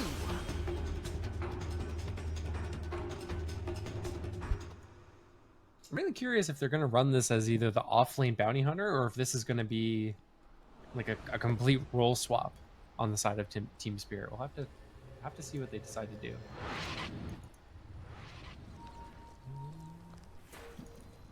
Nope, that's a core Bounty Hunter. All right. This is interesting to say the least. Not something that you see very often. Yeah, we already see some harass coming out here. Over onto Yume, FNG has spotted him out here. Couple hits. Of course, Clockwork being a little bit more tanky. More than happy to trade. Alright, so first game of the series going over to Team Spirit, and we're in game 2. Time to see if they can even up the score here over on the side of M19. Already being able to get a nice D-ward. Ancient Apparition happily taking that gold. Funna kind of hanging out over here in the trees. Doesn't want to reveal himself in case they've decided to go for a gank or whatnot.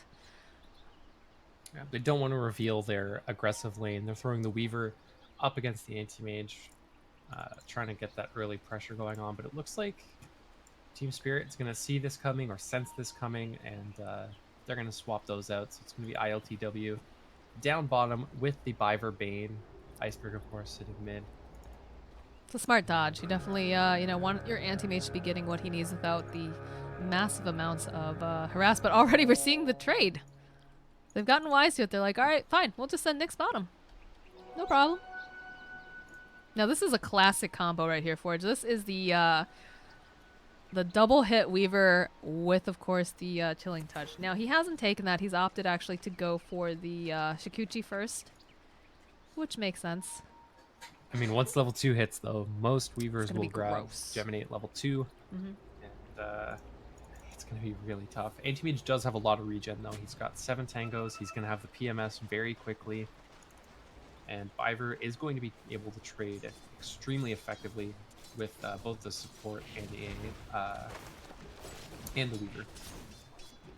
So it's going to be a game of harass down here in the bot lane. This is not the easiest lane, obviously, for ILTW to deal with. There's a lot of damage being pumped out here from Muriel and, of course, Nyx being both ranged heroes here. So, like you said, though, he seems that he was aware that this was going to be kind of a difficult lane, has brought plenty of tangos. Meanwhile, over here in mid,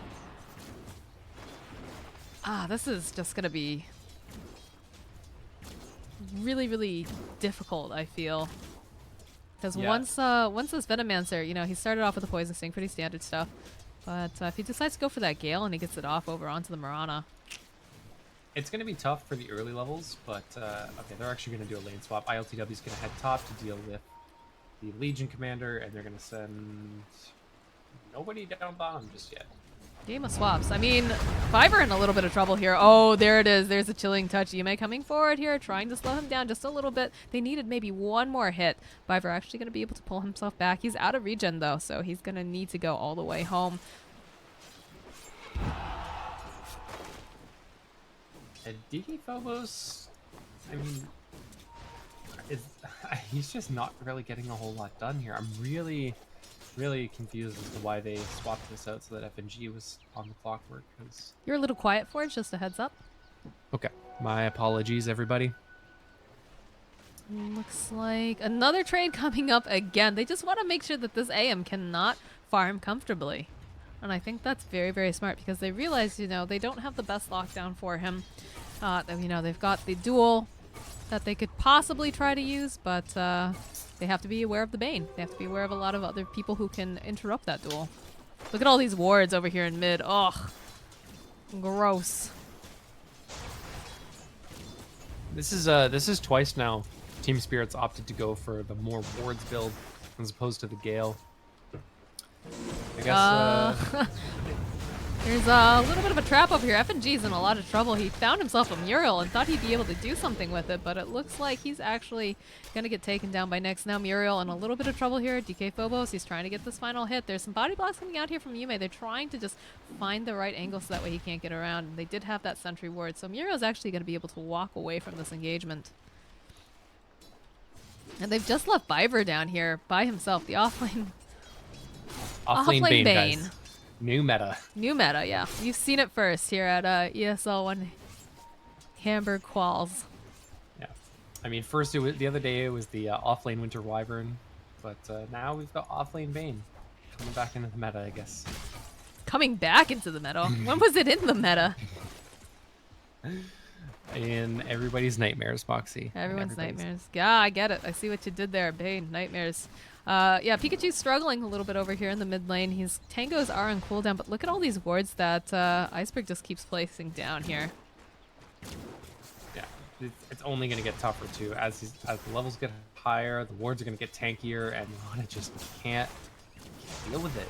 So much damage coming out, both from the poison sting as well as the wards themselves. DK Phobos is just tapping Yume, just running around and like, hey, what's up? What you doing? I'm here to help.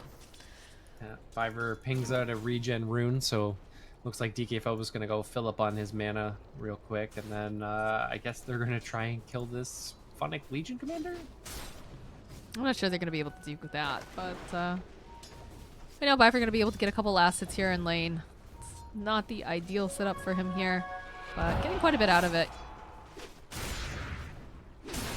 Steals a little bit of that health right back away from Phonic. And we will see, you know, DK Phobos, like you said, come bottom. It's just going to poke him at the very least. A couple more hits here. They actually might be able to get this kill. Brain Sap does a lot of damage.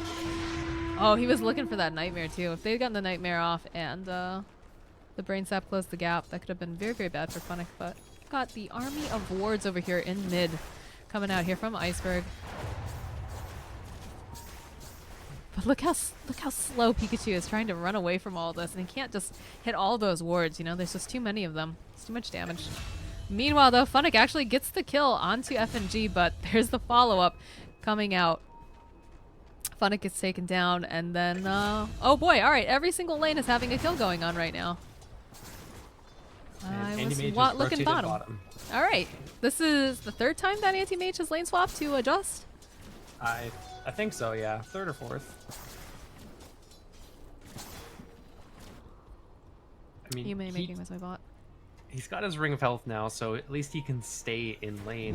Ooh, Yume. Oh, the Nightmare just in the nick of time. We'll be able to go ahead, grab Yume. He's going to try to make his way over to the shrine. The arrow comes in, does land over onto FNG. The TPs are coming out. They're not going to be able to get him with that shrine regen. Now they're turning it back around. FNG in a little bit of trouble here. Going to have to run himself back, and he does get taken down by a Starstorm.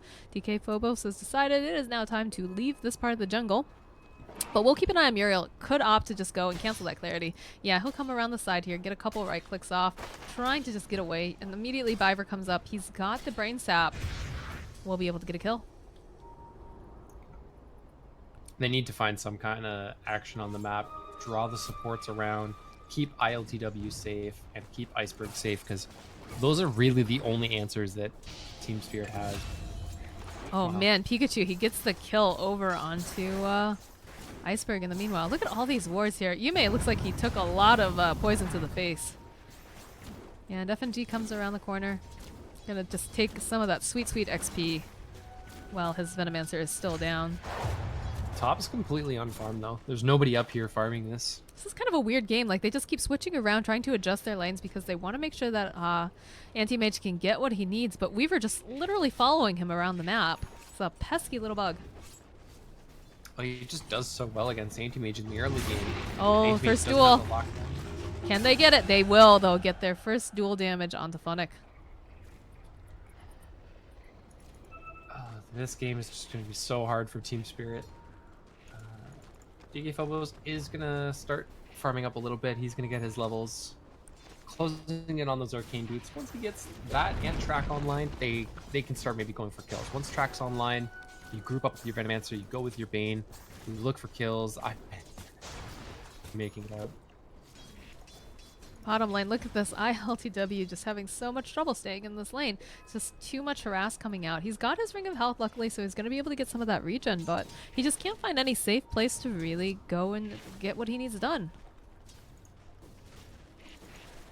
I'm not sure if Yume saw FNG there or not, but FNG just hiding around the corner, snagging this Super rune. fast. Does not look like he spotted him as he runs right back to the rune spot, but does grab himself a haste rune. Maybe they go for a kill on NT here. This is a Yeah, nice big silence. stack over here too. Now they'll move forward. They'll be able to roll in, throw out the silence, follow up with the Shikuchi damage and the cold feet, trying to slow him down a little bit. He's going to be able to blink himself out though. And Bane comes forward, will be able to go ahead, throw out the Nightmare, and protect his anti-mage. In fact, Clockwork coming forward will be able to go ahead, get the battery assault off. They're looking to try to get that Mana Void off. We'll get it. And FNG though still gets that last hit on the kill. Typical anti-mage players, always trying to snag the last Hey, hit. he needs help. He is having a rough game here because they're just following him nonstop and trying to put pressure, which is exactly what M19 is supposed to be doing right now. So good on them, but at the same time, I can understand him wanting to snag that kill. Yeah, no, 100%. I completely kid. DK Phobos does have his Arcane Boots online, so he's now actually a lot more sustainable. They can maybe go for a kill on this AA. I don't think they can kill the Weaver, but definitely kill AA. Well, they do get a Nightmare though over onto the Weaver. It's not quite Well 6 played. yet either, but That was well played by Muriel. He knows as soon as Nyx goes for the, as soon as Nyx gets Nightmared, he just, I'll take it off of you. I'm closer to the tower. You're more valuable than me. If they go on me, it's not a big deal. So. do see a lot of the Dire heroes making their way at bottom though, trying to put a lot of pressure down and just kind of keep their anti-mage safe because they know that he's a high priority target. They're going to try to follow him around and mess with him as much as possible. So they're devoting a lot of their resources just to keeping him away and out of harm's way. You do have Yume and Muriel though standing nearby because they do want to jump over. Should be able to go ahead, pull this creep wave over. He's gonna, yeah, his supports have left him now. I mean, He's got to really find someplace else to farm. The really scary thing is that Funnick's about to get Blink Dagger. Once he clears these creeps up here, he's gonna have Blink. And then That's gonna be Anti-Mage's life is just hell. 'Cause anytime Funnick's off the map, he has to be worried about getting jumped. I think that's the other thing now is that Bane's gonna have to follow him around for the most part, and babysit this anti-mage. And it's tough because it's not even laning phase anymore. We're having him, go around the jungle. Anti-mage, of course, very efficient jungler, being able to blink from camp to camp. Bane can't really do that and follow because at the same time, it's very important that anti-mage is getting his levels. And you don't want a Bane just following you around, sapping them. I guess he could stand nearby and try to keep stacking, but look at this big stack down here. Meanwhile, they do get the kill over onto Iceberg. Was there dual damage that got onto that as well? No, it doesn't was look just like it was Blink forward from Funnick, roll in from the Earth Spirit, but no level 6 yet, so we didn't have any extra damage to really pump into it. Did get the kill, but no. Top lane. Gonna be able to go ahead, stun up FNG. The arrow comes in, and Pikachu will be able to get himself a nice kill on a robot. Man, it never ceases to amaze me some of the plays that these Earth Spirit players can get off. Just like the silences and the kicks while they're rolling. They still get it! The Orb of Venom gets the last hit. Oh my goodness. That was got so themselves close. a I Weaver. thought he was Shikuchi'd out. I figured he was safe, and just that last little tick of damage was able to take him down. That was probably one of the funniest, clowniest changes to Orb of Venom was when they gave it that 5 damage boost. Or I guess damage boost to 5. DK Phobos, he's got information over here that there's several heroes. I'm not sure if they're going to want to move on this. The pinstring, there's going to be the hook shot coming out here. Over onto Yume. Nice duel coming out as well. Can they get this kill over onto the Bane? Yes, they will be able to. Anti-Mage is just going to blink himself out here. Doesn't want to have to deal with this. Still a little bit of damage being pumped out here by Nyx. We'll be able to go ahead, do a little bit of body blocking, maybe get this kill over onto FMG. They use the dust too. They see DK Phobos, and now he's in a lot of trouble. The leap in from Mirana will be able to get that mega kill. Anti-Mage hiding around in the corner. They do spot him out over here, but they're not going to be able to go and hold him in place. Not with the duel down, of course, and with the Air Spirit having very little mana. Without those, I mean, with the Plague Wards build, Iceberg's really good at pushing, but when it comes to getting run at and dishing out damage in a team fight, it actually takes a decent chunk of time for those Plague Wards to really start adding up the damage. The Gale builds, I mean, it just would be... it's just much better at fighting, and I think he wasn't expecting this kind of aggression so quickly from M19, because now his skill build has left him for quite a few levels without real damage in a fight. He's really good at pushing waves, and that's kind of where his strength is. Double damage up and running on Iceberg here. They've just got to buy this anti-mage some time. If they can buy the anti-mage time, things are looking much better for the side of Team Spirit. But until then, we do see, Pikachu has been very, very aggressive. We're seeing, again, here in the bot lane, there's the Nightmare being thrown out over onto the Weaver. It looks like they... Oh, did they cancel out the TP? Yeah, I guess Nick says, it's fine, I'm going to be okay. Yeah, and anti-mage's going to get found out in the jungle most likely. Smoke up. Did they see him? They can get this jump. This is huge. Yeah, Funny goes forward. He finds the duel. Look at all this damage being pumped out. We'll be able to get this kill. The arrow comes in. Pikachu actually going to be able to get that last hit. Is going to get stuck here, though, in the cogs. Will be forced to... oh, track comes online. Yeah, there's the Fiend's Grip coming out. The dust comes out as well. That's going to be a very dead Funnick. Yeah, track coming online is really big there. The kill on Anti-Mage, though, was, like, perfect. And it's almost like he didn't even see them. I'm not sure what the nighttime vision is for him, but, like, they definitely took a moment, thought about it for, like, 2 seconds, and then went in for the blink duel. Yeah, I think that was just nighttime vision coming into effect there. And probably just a pretty good guess from Legion. Probably thinking, okay, we walked up, through this side of the jungle, and we popped over here, so he's definitely farming the jungle. He's probably farming this camp right here, and then just taking a guess and getting lucky.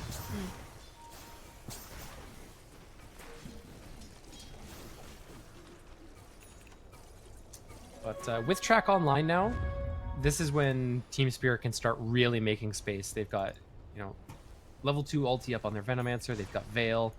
Clockwork has Hookshot. And again, most importantly, Track and Fiend's Grip are online. So this is when they can really, really start kind of finding those pickoffs, finding those really nice engagements, and creating space for their anti-mage. All eyes on Funnick right now. He's got a smoke, and he's got a blink duel with someone's name on it.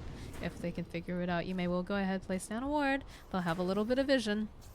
Well, down bottom, they've got a Track. TP coming out from FNG, but they will be able to find the Venomancer, and they should be able to get nice duel damage off of this. There's an Ice Blast coming in, too, from the AA. They're actually not going to be able to finish it off for the duel, but they will get the kill. Yeah, without the Veil amping up that damage, and the press the attack coming in from Funnick should be just fine. It's just so much damage, though. It's actually ridiculous. Oh, yeah. Venomancer's just so strong. So strong. I'm looking forward to the next patch. I'm sure all of us are at this point, because we've been seeing Necrophos and Venomancer in pretty much every single game.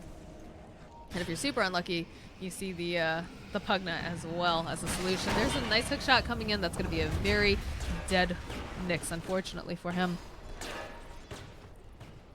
And Track Gold's gonna start adding up here. We get a almost 1,000 net worth swing from that one kill. Track Gold is so Track good. Gold is balanced. Track Gold is balanced, guys. So good.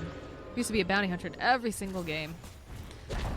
Pikachu will be able to take the top tower. Actually, the Cardi is the one who gets that off, but Funnick was waiting in the trees. Again, he has that blink duel. I'm loving this efficiency coming out from Funnick. Every time that he has duel up, he's looking for some sort of duel that he can take. In fact, he finds a nice stack over here, too, and will very happily take this. I don't think he can take the full stack. There's too many magic resist creeps. So normally a big stack like that, you just chuck an overwhelming odds, but there's like 3-4 creeps in there that reduce magic damage. So he takes the big creep and happily walks away. Oh, we do have a sentry thrown over here. Phobos. It's a very deadly. Yeah, they get the track off as well. Look at FNG, he's so speedy. Runs forward, throws it back with the kick. They'll still be able to get Muriel. Here's going to be a nice arrow. Doesn't actually connect, though, and they pop the Moonlight Shadow and a smoke on top of that, it looks like. We'll go ahead and run themselves in. Oh, Hookshot does not connect, but looks like FNG still trying to get the Dukes around. They've got enough damage, though. They should be able to get the kill. No, he's going to be able to TP himself home. That was very, very close. Too close for comfort, I think, if you're the Clockwork. And Anti-Mage is about to get his Battle Fury. It's a bit late, but all things considered, not the worst timing in the world. He does have it now, coming out on the Courier. Does have to be careful of Funnick, though. Does blink out. And now Anti-Mage really starts coming online. He's got Lincoln's queued up first. So once the Lincolns comes out, he'll get himself his traditional Manta style. Uh-oh. Looks like we've got some duels coming out here. Blight Mail gets popped, but unfortunately DK Phobos can't actually click because he has the Cold Feet proc. So Funnick happily taking some more damage. He's up to 44 now in about 18 minutes. Life is good for this Legion commander. And I think this anti-mage has got to be feeling a little nervous right now. Does have his Battle Fury though, and his treads. But at the same time, the scaling coming out from Funnick is starting to get real scary here. They've also got to be careful not to give up too many towers for free. Like, they need to start pressuring objectives of their own. Otherwise, this Battle Fury means nothing because ILTW will not be able to farm anywhere safely on the map. There's a jump over here. They do have the dust. They're going to be able to take out DK Phobos possibly. No, there's going to be a nice hook shot coming in from SMG. We'll try to buy him a little bit more time. Ice Blast will connect over onto FNG. And now he should be able to take down Yume, but we have a sleeping bug over here on the other side. AA will be able to go ahead, pull that off of him. Funnick standing nearby. It actually cancels out his Blink Dagger. He's got the duel up and ready, but I don't think they want to go for this. Fiend Script's going to come out though over onto Muriel. They will be able to go ahead, purge it off. There's so much damage though coming onto Muriel here. There's going to be the Gale on top of it. Looks like, oh, they tried to get the denial onto him, but unfortunately just wasn't fast enough. And looks like a tower gets taken. More space for Anti-Mage as well. Yeah, I mean, you got a tower, and they didn't lose theirs. So, you know, they're starting to really come online. The early game pressure from M19 was really scary, but Team Spirit, they're holding fast.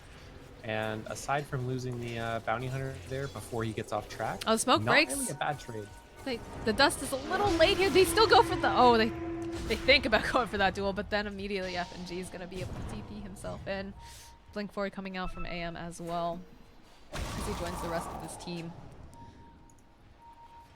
All right, Anti-Mage starting to climb back up here again. Pretty good stuff. Rocket Flare does connect over onto these heroes from M19, but they don't have any sort of vision to realize that they are standing there. But more pressure being put down here. Iceberg going to try to take this tier 1 bottom. Pretty important tower, but at the same time, he does need to defend the tier 2 because we're seeing pressure being placed on that as well. Track gets lifted over onto the Legion Commander. And tower goes down. Iceberg going to be able to blast it. The roll in. Wow. Yume getting very, very aggressive here. Yeah, Pikachu's hunting Anti-Mage in the top lane. Meanwhile, chucks out a couple arrows, misses on those, so probably going to rejoin his team in the mid lane. This tower, maybe dead? Probably dead. It's going down. They've got the fort, but there's split pushing going on like no one's business here. We've got the Anti-Mage, of course. He needs to be kind of careful. Mirana knows that he's there. Arrow comes in. It does connect. Double damage plus a starfall. That's a dead Anti-Mage. That's not what they needed right now. They do take the mid tower, and the meanwhile over on the side of M19 bottom tower, we're seeing lots and lots of Plague Wards that are going to get placed down here by Iceberg to try to take this out. There is an entire team making the rotation though, so they need to be careful. They do have the track over on the Weaver though, so they are aware that they're about to have friends. In fact, yeah, they jump in immediately. That's a nice hook shot coming forward. They're going to have to use the time lapse. They'll move themselves back here, but they're very much separated. There's going to be bugs being placed. Legion looking for any sort of a duel here. Needs to be careful because all of these Plague Wards are actually going to cancel out the Blink Dagger. And the rest of the team looks like they're going to try to run themselves out. They do lose the Clockwork, and I mean, they're just making space and time for Anti-Mage, I suppose, but Anti-Mage is dead, so it's not like he can do too much with this. I guess the bright side is there's no extra damage on Legion. I mean, that is a bright side. The problem right now is that Mirana has 12,000 net worth. She's like 3,000 above both of her competitors. Anti-Mage. He does get the blink off just in time here, Funnick. He's looking for it. They did throw out the Ice Blast on top of that. They'll probably assume that this is warded over here now. Yeah, I think the Pangs have already come out saying, you know, I think this is warded. That was a pretty aggressive thing from just a bit too blind, and DP Phobos in bottom is yeah, going to he go down. gets taken down. They've been carrying dust, you know. They're really, you know, paying attention to the fact that there's going to be a bounty hunter running around this map. We need to be prepared, and he's just been living in their jungle for the most part, so they're being very vigilant about it. Not only that, he's been living in their jungle by himself. So he doesn't even have the backup to really save him if things go poorly. You know, when you get supports and, you know, even forwards to invest in dust and sentries, it's kind of a double-edged sword, because on one side, if it doesn't work out for them, that's a lot of gold. Oh, the duel. They jump forward. They put out the bugs on top of it. Don't really remember to put up the blade mail, unfortunately, but they don't need it. They'll be able to get that kill. Immediately, Funnick, he's going to be able to try to go around, put on the purge. They do have the Fiend Script. They're going to have to go jump and try to cancel this out over into Viper. They've got so much damage over here. Should be able to go ahead, cancel it. The Magnetize coming out as well. Viper will get taken down. It looks like now DK Phobos trying to juke himself around into the trees. Iceberg in a little bit of trouble too. He's going to get silenced up. They're going to roll forward, try to slow him down. This Weaver pumping out a ton of damage. Will be able to get his ultimate off, but the Lincolns gets popped over here. It looks like Nick's going to run himself back, and the rest of the team is going to try to TP out, although, oh man, the anti-mage shows up at the last minute and says, thanks for the golds, guys. Muriel trying to run out now as well. He's just so slow. There's a hook shot coming in from FNG, and they'll be able to get the kill. That was a really big turnaround for Team Spirit. It started off, pretty bad. They lost the Clockwork, they lost the DK Phobos, but they res in time, and then, I mean, hey, you got 3 for 2, 3 for 3. I mean, the anti-mage got a kill, and that's great. Like, anything that can get this anti-mage a little bit more gold at this time is definitely welcome. He should be getting, oh, they killed the courier. I don't know if he had, did he have his Manta recipe on it? No, he still has it in his quick buy as something that he needs. So, not quite there. It's pretty close though. He's gonna have it by about 24, 25 minutes. Actually, he's gonna have it right about now. This Legion was on the prowl. Thinking about Roche though, there are a couple pings coming out. I think they probably want to get a pick off before they go for this, although they know that the Venomancer ulti is down. It's gonna be up in about 42 seconds, so this might be a good time for them to go in if they're thinking. But they are tracked up now too, so. And they have really, really good ways to keep eyes on Roche if that's what they want to do. Got the Rocket Flare. They are going to actually see with the Rocket Flare. And Pikachu knows that he's tracked. Like, they're just not too concerned, I guess. I guess they figured they can take a really good fight here if necessary. Viper's standing nearby. Anti-Mage is still bottom, still no Manta style on him. Actually, he does have the Manta. Oh, hookshot comes in. FNG's in the middle of everything right now. Look at how fast he just obliterates. He just melts immediately. There's going to be the duel coming out here over onto Venomancer. They get the kill. Ice Blast comes in, doesn't connect anyone. But that's it. They just, look at all the sentry wards that got dropped at the same time. That's not what they needed here at this Roche fight. All right. The duel on the Venomancer was probably the fight losing segment there, because if he can't get off his ulti, he just doesn't do anything. That's all of his damage. And so really nice target selection there from Funnick to just jump right on the Venomancer before he can start spamming out his spells, dishing out the damage over time. And Anti-Mage just a little too slow right now. Funnick has a Shadow Blade now and a Blink. There is no one safe. Yeah. Blade Mail gets popped, gets the duel off. Nightmare comes out. It doesn't matter though. They should still be back and forth. He gets the kill. Does not get the duel damage at the very least, but forgot about that interaction with Nightmare. That's actually so clowny. Yeah, and it's a really small window for AA to try and interrupt that too. Because like there's that 1 second invulnerability period, which is where you see it trading back and forth, and then like almost the instant that is over, it's when it switches back. So really nicely played from Viper there to at least deny the damage. But do you think we see an Ags get built on this Legion just so he can get the, like, he's got a decent amount of damage already. He doesn't really need the help from anyone else. Plus he's got the Blade Mail online. I mean, with the fact that it gives spell immunity now, as well as the plus, it's like 8 seconds or 7-8 seconds of duel. It's definitely possible. I know it's situational. We've got the BKB picked up here too, which will also ensure that they can. Actually, no, because if Bane is in the vicinity, he can do the Fiend Script on it and goes right through the BKB. So I don't know here. Yeah, feels like that'd be kind of a value pickup, but. Yeah, Moonlight Shadow gets used. Looks like Funnick, he's spotted out quite a few people here. They will be able to go ahead, grab the Weaver, pop the Lincolns, and they get the kill. There's the duel, though, on the back lines here. Can they get it? No, it looks like Funnick going to be able to grab that win. Turns himself back around. Look at all this damage he's just slicing through FNG like a hot knife through butter. And the follow-up comes up now. Marana leaps forward, gets the kill over onto Viper. The TP coming out from Funnick. He doesn't want to be here anymore. Pikachu, he's got that Aegis. He's going to try to do as much damage as possible before he goes down. The rest of the team seems to be pincering They're gonna try to save. There's gonna be a nice throw over here. Rod of HS comes out. They get the kill over onto FNG, and Pikachu is actually gonna be able to walk away from this and just casually farms up a couple of wards on his way out.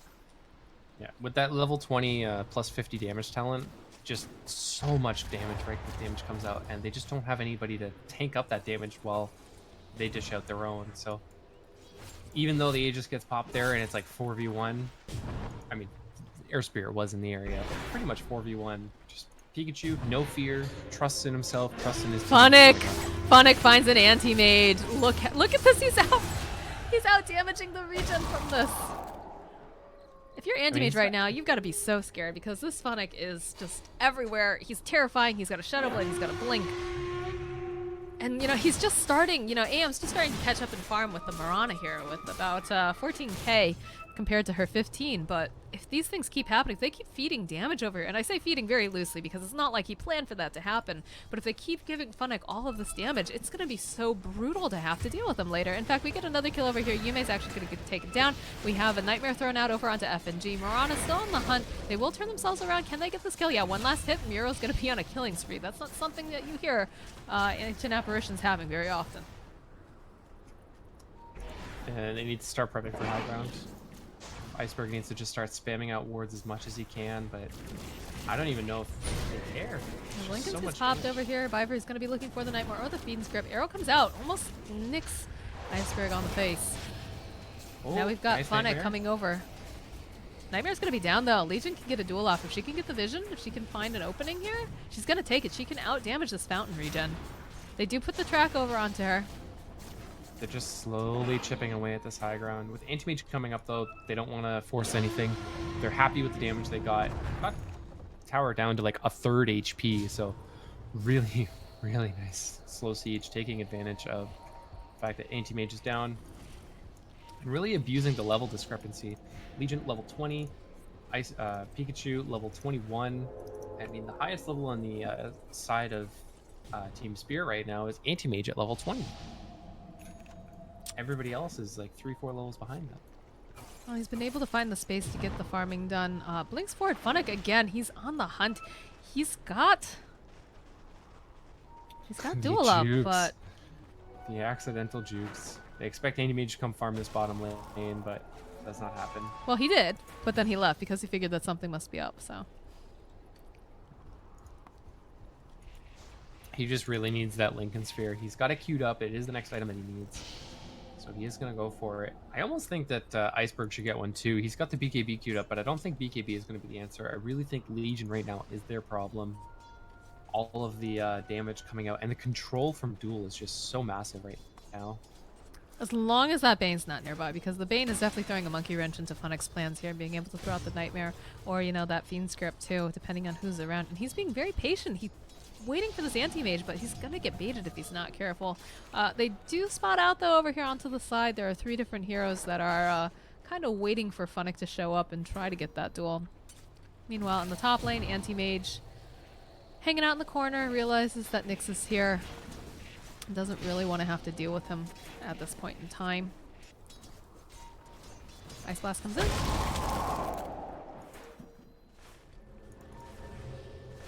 There is an Observer Ward blocking that. Piranha's just casually hitting into the base. And while all this goes on, Funnick gets himself yet another kill. He does find FNG solo as everyone else goes running home, trying to protect the space. The arrow comes in, it lands over onto the anti-mage. BKB comes out, and there's just so much damage being pushed out over here. One more hit, they will be able to take him down, and the Moonlight Shadow gets committed here. Looks like they're going to try to go after Bounty Hunter. They have the dust onto him. They just need to get up there. Ice Blast comes out. Yeah, they'll be able to get this kill. Legion actually finding herself another duel, it sounded like, or was that just the Courage here? We'll turn around. Biver just disappearing. Yeah, I mean, this might be Rax at this point. 108 bonus damage on the Legion Commander. She's hitting for like 350 a pop, 360 a pop. She just got so big.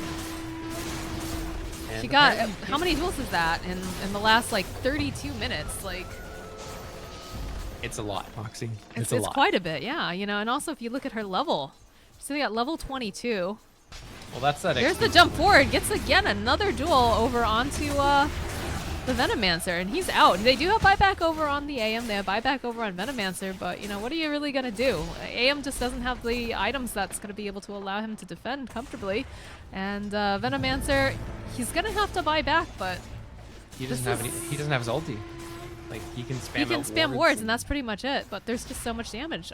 They should probably go back and hit one more time. Yep, Yume will be able to do it. Rolls himself back. Atos does come out here. He gets thrown around like a pinball. And they should be able to get that kill, but they did get the tower.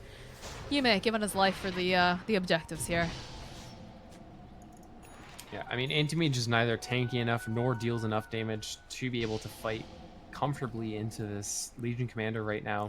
Really nice pick from M19, just completely countering out what Team Spirit's trying to do. And now they've got a gem on Funnick too, so finding that bounty hunter is going to be really, really easy. Easy duels, easy life.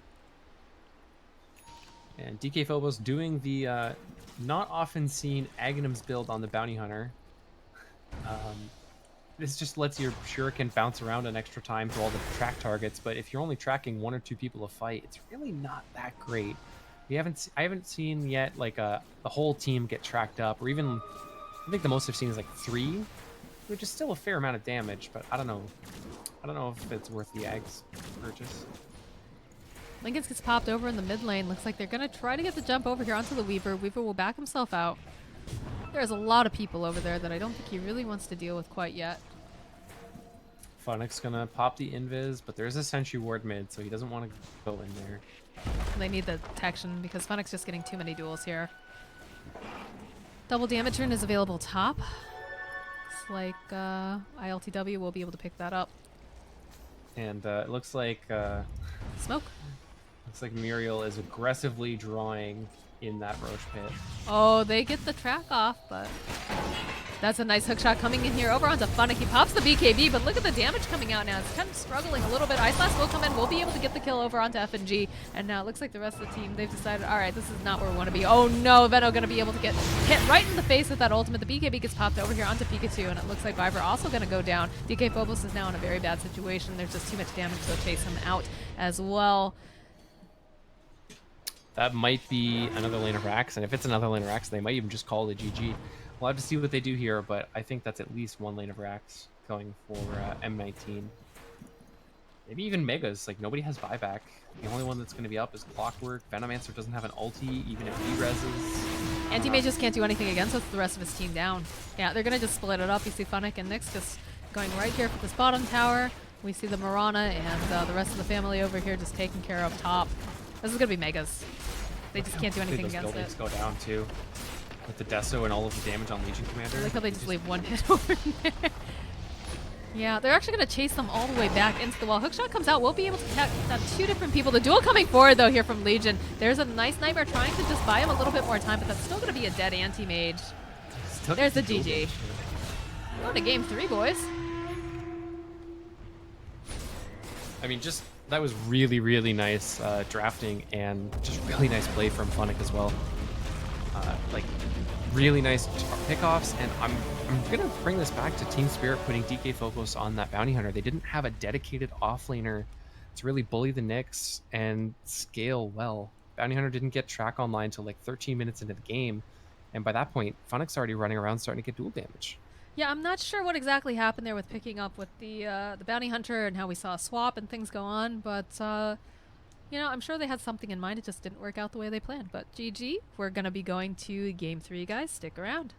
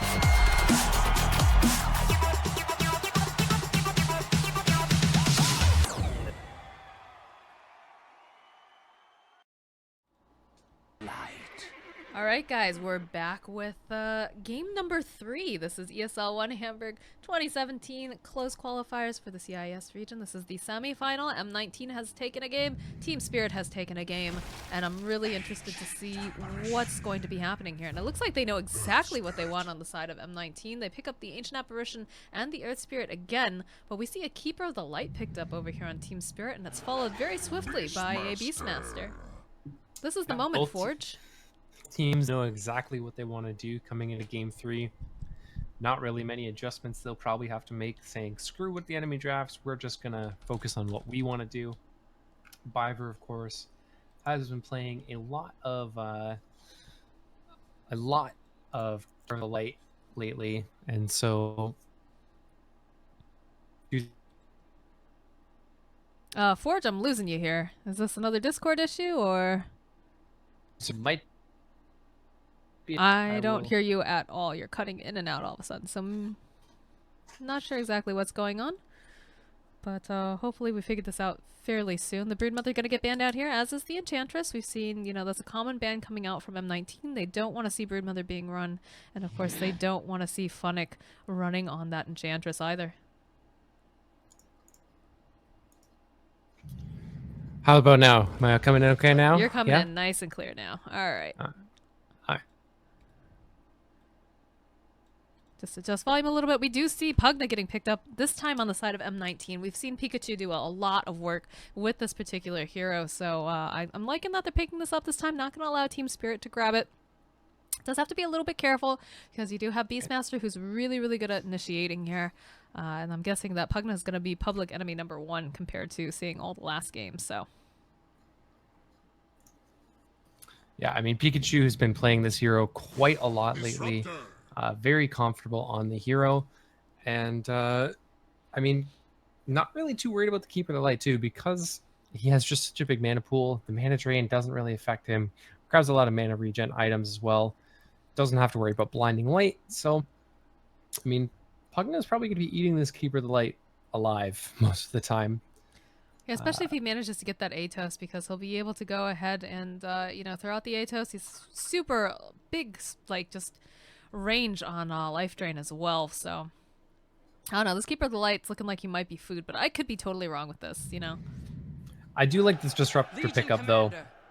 Even now with the Legion Commander, man, Funnick did so much work with this last game. I'm not really surprised that they pick it up for him again, but Disruptor's going to be okay with that, because if Legion blinks in, you get that glimpse right back, sometimes interrupting the duel. Even if not, they'll just kind of run towards each other, which can buy you enough time to let the duel run its course. Is a little bit scary now, though, with the Pugna. A lot of damage you can pump into duel and secure those kills. So vision going to be very key against the Legion. They do have Beastmaster helping out with that, though. Yeah, I was about to say that Hawk's going to be able to possibly scout out quite a bit, and if you get the Ags pick up onto the Keeper of the Light, he'll have the unobstructed daytime view, plus all that heal as well. So even if Legion does get a duel off, and say Disruptor isn't able to go and get that glimpse, you'll be able to go ahead and spam heal, as long as it's during the daytime. Yeah, Blinding Light going to be very, very key.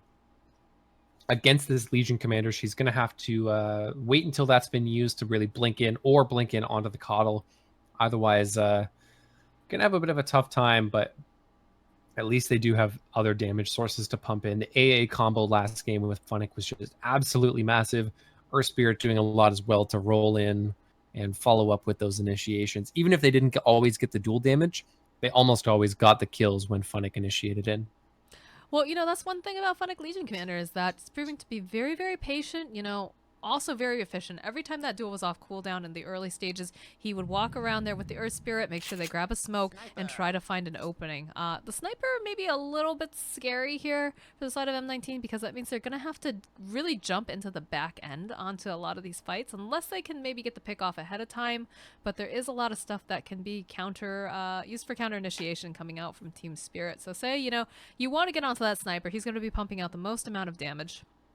You get the Legion to maybe, you know, close the gap onto it, but then of course you'll have the Beastmaster who can follow up with the Roar. You've got Disruptor who can just put a little cage around you and add a Static Storm, glimpse back if he wants. Like, it's becoming a little bit more scary for this Legion Commander. It's going to have to be a lot of pickoffs at the beginning, but we saw that happen in game number 2, so totally possible. Yeah, it's also, I mean, like you said, if they jump on the sniper, it's going to be kind of tough for them to follow it off. But if they jump on somebody of the other supports in the early game, sniper's not really going to be able to dish out quite a lot of damage and ramp it up. But as you scale later and later into the game, you have to be very careful and selective with who you jump and know where the other heroes are. Otherwise, sniper can very easily turn that duel around, and all of a sudden, I mean, it's pretty clowny, but you might have a disruptor with some dual damage, a coddle with some dual damage instead of just Funnick. You're gonna have to be very, very patient with those duels from the Legion Commander. You're still going a little bit robotic on me. I'm not sure if you're like too close to your mic, maybe, but no, definitely agree that that it's gonna come down to just getting this Legion Commander these duels early, making sure that she's getting pickoffs, because if she's in the middle of all these other heroes, I feel like it's just not going to happen. It's going to be too scary. Granted, I said that in game number 2 as well when Funnick picked it up and there was a Bane in the game. So maybe, Funnick is just, he absolutely knows what he's doing here. He's going to get that damage. It's, pretty fun to watch a Legion Commander start to rack up all that damage as well, just because of the fact that, she starts two-shotting people, which could be really funny. But I do think that Funnick's got his work cut out for him here in this particular draft.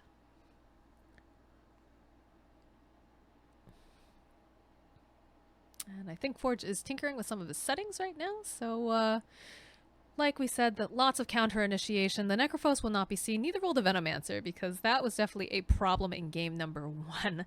Team Spirit, of course, picking up that Venomancer and just doing a lot of work with it.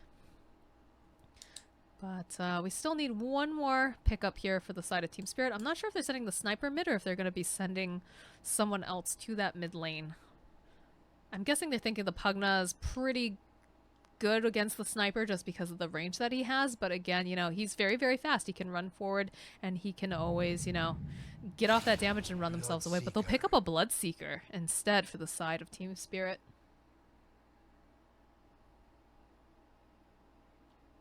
You there, Forge? Forge is dead. Long live Forge. All right.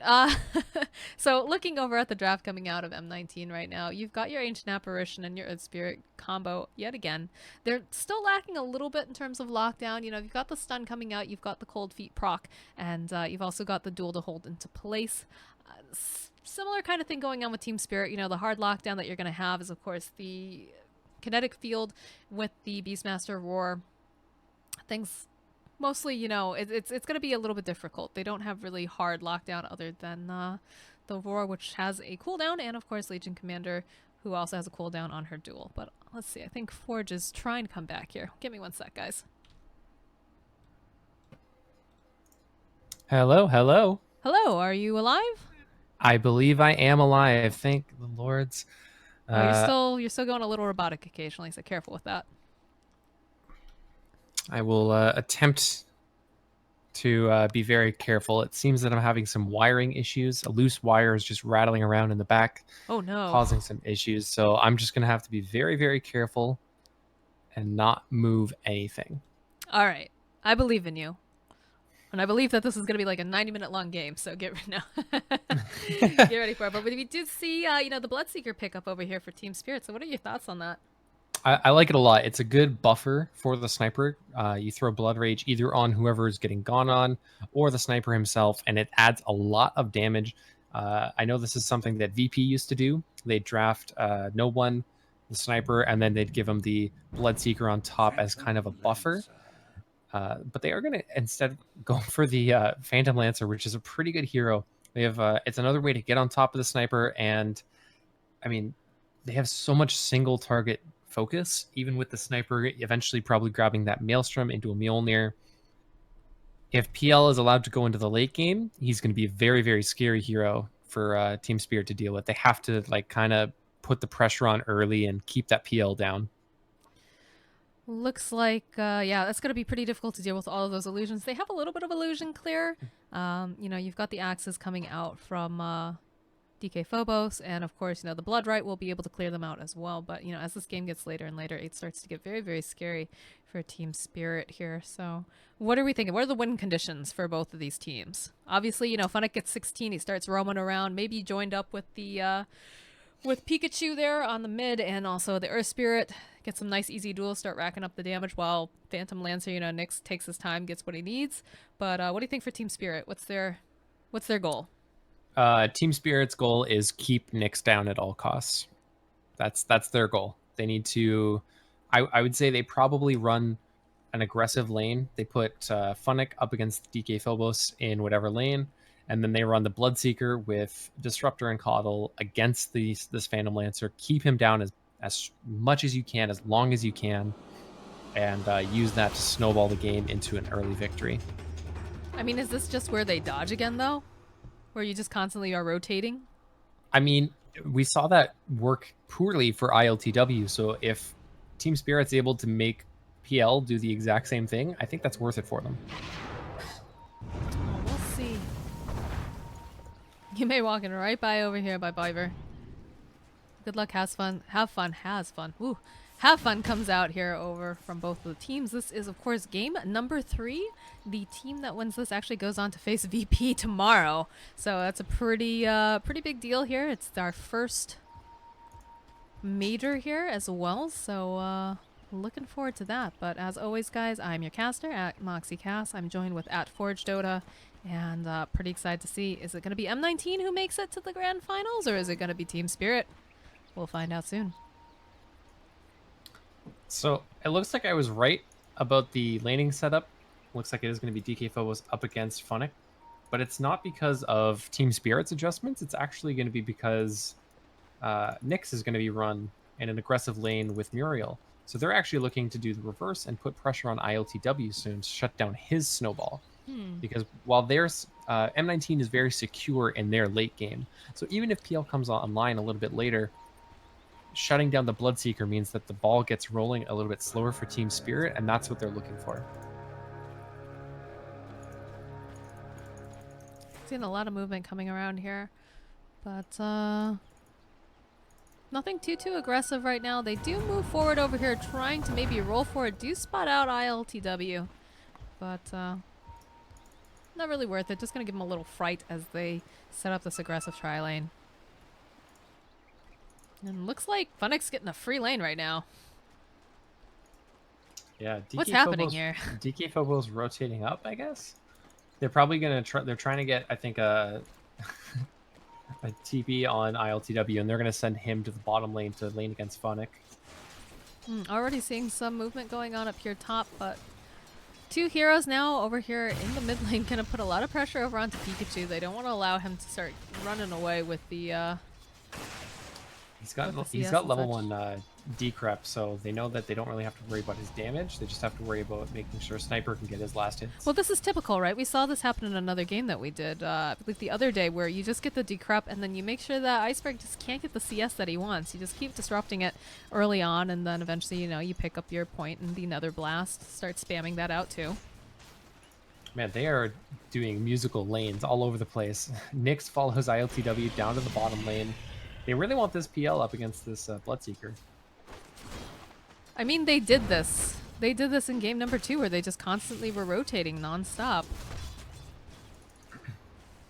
Style gets used over here on Pikachu. There's so much hate being placed over here onto Pugna. And it makes sense, though, too, because, you know, we saw Iceberg play this hero earlier, and they're probably very familiar with how he works, what's really annoying to deal with in lane, and definitely placing a lot of pressure over onto him. Funnick, meanwhile, has rotated lanes like we talked about. Everyone's just musical lanes back and forth. Bottom, we do see a roll come out over here onto ILTW, but they're just trying to make life a pain in the butt for him so he can't get easy CS. Sitting at 4-1 right now. Yeah, it's gonna be a tough lane for this Pugna. The last time these two teams faced off against each other was at the Star Ladder. And the only game that Team Spirit dropped to them was with the Pikachu Pugna. So it looks like this is something that they are very wary of, very aware of, and don't want him snowballing as hard as he did at the last game. Man, Biver, Coddle's such an annoying hero to have to deal with, especially in the off lane. It's constantly throwing laser beams at your face. Not something that's really fun. Lots of pressure, though, being placed over here on Pugna. This is going to delay the levels a little bit, I think, for the sniper, although he's CSing really, really well. So he's actually sitting at level 3. There's going to be the kinetic field coming out onto Pikachu, followed up with all the shrapnel. Decrepify comes out, plus they follow up with the Nether Ward. Can they get him? They need one more hit. Can they get it? Looks like Disruptor FNG gets that first blood, and he's also going to get himself a tasty ward over here. Yep, the Thirst Vision giving them what they needed to get that kill. What's happening with Yume? He's trying to get that courier, but... Yume's just following ILTW around. He got forced out of lane, so Yume's just trying to make sure that ILTW isn't feeling safe to farm the jungle. I want a taunt for Earth Spirit that's just him rolling around on top of the bow staff that he carries, kind of like a logger does. Is that weird? I feel like that'd be a really good taunt. I mean, that's already kind of what a Brewmaster has, right? He rolls on the barrel. That's true. He rolls on the barrel. I forgot about that. So. What is this courier? Oh my gosh, it's adorable. I think this is one of the Korean ones, actually. I mean, couriers aside, they're what the... I'm sorry, I'm a support. I really love looking at couriers. That's okay, Moxie. No judgment here. But Funnick actually cutting the wave over here. M19's doing a really good job securing Nyx's farm. He's 20-7 right now. I mean, they've had to rotate him once now. Luckily, it hasn't been any more than that. But yeah, look at Yume. Yume just keeps fighting this Bloodseeker and just being as annoying as possible, trying to get some of this experience as well. Like, look at him. He can't even hit these creeps. This Earth Spirit is just a thorn in his side. Yeah, can't even jungle safely, and like he almost wants to ask for a support to rotate over, but FNG's dealing with Pikachu and Coddle's trying to deal with Funnick in the top lane. There's no support help. This is a dead Pikachu. He decreps himself, tries to run himself into Roche, maybe think to get the deny. We'll get a little bit of time here with himself, but he turns himself around. I think that's gonna really kill him. Yeah. He was just trying to get FNG, maybe get Iceberg if he's lucky, but yeah, it seemed like he thought he might be able to get FNG, but unfortunately, there's just, you know, turning around back into all of that shrapnel did not work out for him. Oh, I thought he was gonna follow ILTW. He's actually gonna come in on FNG. Can they get this kill over here onto this Disruptor? He does roll himself out of the kinetic field, but he's taking a lot of tower damage. So it looks like FNG's just gonna back himself off and heal up. And they're gonna send Biver down to this bottom lane to farm up. Since ILTW has been resolved to the jungle anyway, they might as well get some farm going on in this bottom lane. Boy, they're just dedicating so much over here to Pikachu, trying to keep him down. He's almost got his level 6, though, coming up here. Getting very, very close to it. Still doesn't have his bottle. Oof. I'm worried that they're dedicating too much to him, though. Like, Nyx is really the big threat. I know Pikachu Pugna is very scary, but they don't have the tools to deal with a PL in the late game. And I'm worried that they're focusing too much attention on the Pugna. It's definitely possible. Funnick going 1v1 against DK Phobos here. Getting a lot of harass with that Orb of Venom. Do you see a rotation coming down, though? They've smoked up. Pikachu does have his level 6 now. The smoke does pop. It's mostly because of Biver over there on the side. I don't think they saw him with the Fog of War.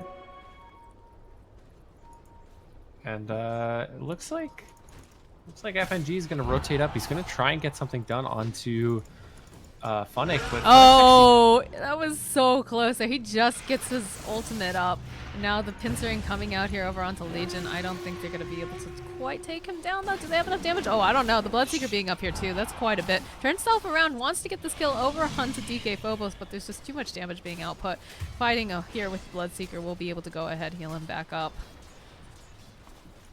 Could be worse, though. You could have used the duel there, right? And then lost. He almost got it off. He was mid-animation for it. Bottom lane, Biver. Gonna be able to get taken down by Nyx. Nice rotation coming out here from the Pugna and, of course, Earth Spirit. Now, usually we see Yume and Funnick being the ones that roam around here and start making a lot of space. But because they put so much pressure over onto Pikachu early on, it looks like he's going to be the one to do some of these rotations and let Funnick do just a little bit more farming here. One more hit the tower. Easy last hit for Nyx here. So Nyx is actually going for the Soul Ring build. This has become a little bit more popular lately. Lets you spam out your Spirit Lance a lot more. And he's going to follow that up with the treads, and then probably, yeah, he's got the fusing blade to do that. Glimpse coming back here. You made in a lot of trouble. Assassinate coming out. One more hit. Coddle just booping him here. Looks like FNG will be able to get the kill with the Thunderclap. And they go ahead and they use the smoke, and they smoke under a ward. Ooh. I wonder if they're paying attention here. I mean, they probably see something, but it's a question of where they think they're going. Nick's playing very defensively. TP's right back to base, doesn't want to deal with it, so it looks like Muriel might tank this. No, that's actually not going to They any both kills. get out of there. Meanwhile, top lane. Yeah, Funnick. He's got his eyes on this Bloodseeker. He's got a Pugna with him, but I guess they decide to back off. That could have been a really nice duel for him. If they had done it maybe just a little bit sooner, but they're just mowing through towers here using this Pugna, that Nether Blast doing quite a bit of damage. He's a little bit behind on levels, but he's going to start catching up on his farm and just doing what Pugna does and take these towers. And if you try and kill him, there's a Funnick nearby. So be careful. Muriel trying to juke his way through the trees here. He doesn't have any way to escape though. They go ahead, they use the kinetic field. That's just an easy kill over here. Again, going on to FNG. Surprised they didn't give that to Sniper. Not like he was going anywhere. It was the Thunderclap. Nothing. Yeah, but they had vision. They didn't need to throw that out. TP's coming out here. Nice roar coming out here from DK Phobos. Will give Funnick a lot of clicks over here onto the side. Sniper coming around here. They do get the glimpse off. Assassinate coming through. Will be able to take down Funnick. Now Yume, the Rupture's up. He rolls. Oh, he rolls to his death. Feels bad, man. Really nicely timed there. I'm sure Yume had that queued up, and then as soon as he started rolling and heard the Rupture, he's like, well, I'm just dead. Yep, unfortunately. Nice play, though, coming out from Bloodseeker, realizing that, you know, more than likely the Earth Spirit is going to want to just roll himself out of that situation. So, easy kill for him. And Biver is farming okay in the bottom lane. He's going to start working probably on his Ags right away. If they're going to give him this kind of space, I would imagine he rushes the Ags. But Yume does not want any of the Biver Ags. He's going to roll in, probably. No? They back off.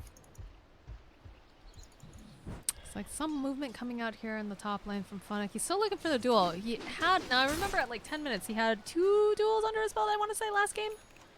Yeah, it's a very, very stark contrast between this game and the last for Funnick. He got a lot more work done in the early game. Had his Blink Dagger by now, I believe. He had like a 9 or 10 minute Blink Dagger. It's crazy. Yeah, he was able to do a lot of rotations early, and it seems like Team Spirit getting a little bit wise to this. They do have a sentry ward over here. They know that Iceberg is dancing around looking for a position. I'm going to try to bait a little. I mean, Shrapnel gets thrown out. Can't really take down Yume by himself, yeah.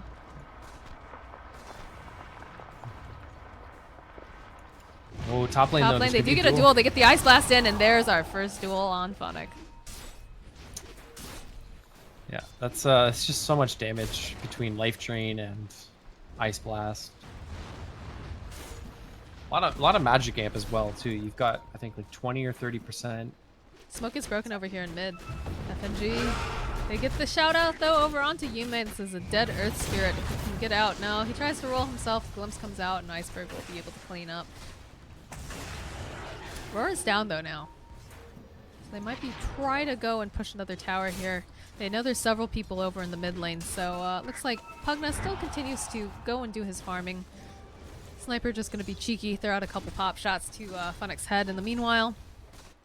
And they actually TP down bottom to defend this tower. This is a very important tower for them, so Ice Blast coming in. Just farm up those creeps a little. For a second, I thought that was Team Spirit's Ice Blast. I thought that was going to be really big, and then I remembered where AA was, which team AA was. I've done that before. You've heard me do that before. But it looks like the Dracufify coming out here over onto the Beastmaster. They'll move themselves back. They do have the Nether Ward up and running if they want to try to fight this. They drop the Static Storm anyways, and they need to be careful because Nyx is in the vicinity. Their Shrine is not up. Needs maybe one more hit, one more lance. No, it's not going to be quite enough. They'll turn back around, looking out over at the Sniper. Neutral Creep actually going to be able to get the kill over onto FNG, but it looks like Iceberg trying to just fight his way out isn't going to be able to. Yeah, and I think ILTW is dead here too. So there's an Ice Blast ready, there's a duel ready. If he walks the wrong way... Oh, there it is! There it is! There's the duel, there's the Ice Blast, and there's the damage coming out from Funnick. Not gonna be enough. Not gonna be enough damage though, actually. I mean, it's still a dead Bloodseeker. That's Still, a safe yeah, lane for value. and Absolutely. meanwhile, Nyx is almost halfway to his defusal. So even though they don't get the dual damage, just the fact that they're shutting down the 2 cores, that was a kill on the sniper, followed immediately by a kill onto the Bloodseeker. I mean, this PL is just going to be such a menace for Team Spirit to deal with. Oh, they do have a smoke. They're looking over here for Biver. He's hiding between over here into the woods. They do spot him out there. Going to be able to roll onto him immediately, decrepify life drain, and there's no more Coddle. And that's something that we talked about. Remember early on during the draft about how you know, Coddle has the possibility of, you know, getting an Ags. Oh boy, during all this we actually lose Funnick in the top lane. I was watching that. Did he get baited out? No, he didn't use the duel at least. No, he didn't lose any. He didn't use duel, but it was a roar on the Beastmaster, buying time for ILTW to rotate in, and then Rupture came out and can't go anywhere from there. They TP out of here.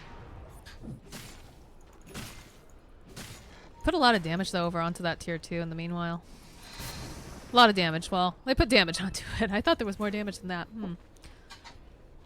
They do lose the courier though on the side of the Radiant. That's a pretty good pickoff. They need stuff like that. And ILTW is actually going to go for the Radiant after his Midas. So he's looking to scale up.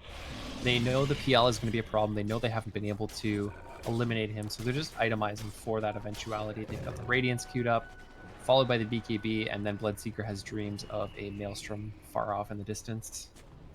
Yeah, he's definitely, you know, catching up here. He's at 5.4k over on the Sniper, and then 6k over on the Phantom Lancer, because no one's really bothered him too much. You may now realizing, hey, I know I don't want to roll out of this. We'll be able to go ahead, hold the stun. They get the glimpse over here onto Muriel. They need another stun to take him down. Do they have enough damage? No, he's actually going to make it out. So they use the Roar, they use the Static Storm, and they get nothing for it over here for Spirit. Yeah, really nice awareness, too, to recognize that no, there's no stuns left, and Biver is not dead. Nope, he's got the Blinding Light. Blinding Light going to be able to save him. He looked pretty dead for a second there, but nice nice ultimate usage there.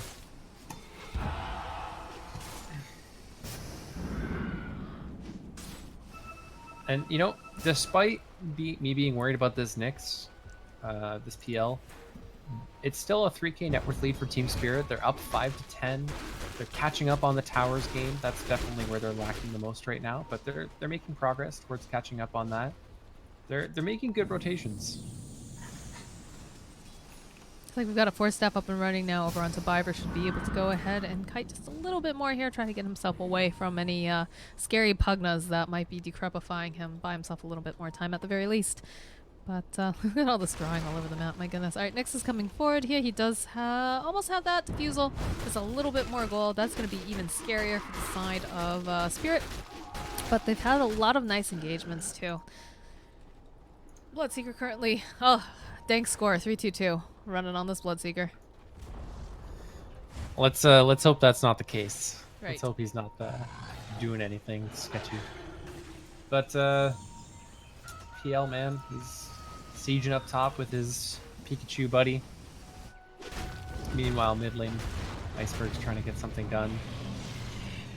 Iceberg doesn't look like he knows what he wants. How he wants Rupture comes out over here on Nyx. He's going to have to TP himself out. We'll be able to just get home really, really easily. Pugna, he wants to get this last hit on the tower. We'll be able to throw out the Nether Blast and finish up. So they're taking a lot of really good objectives. We're not seeing Funnick just snowball out of control like he did in game number 2, but that's very telling of, you know, Spirit, making sure that they're very aware of where he is and not giving out any sort of free duel damage.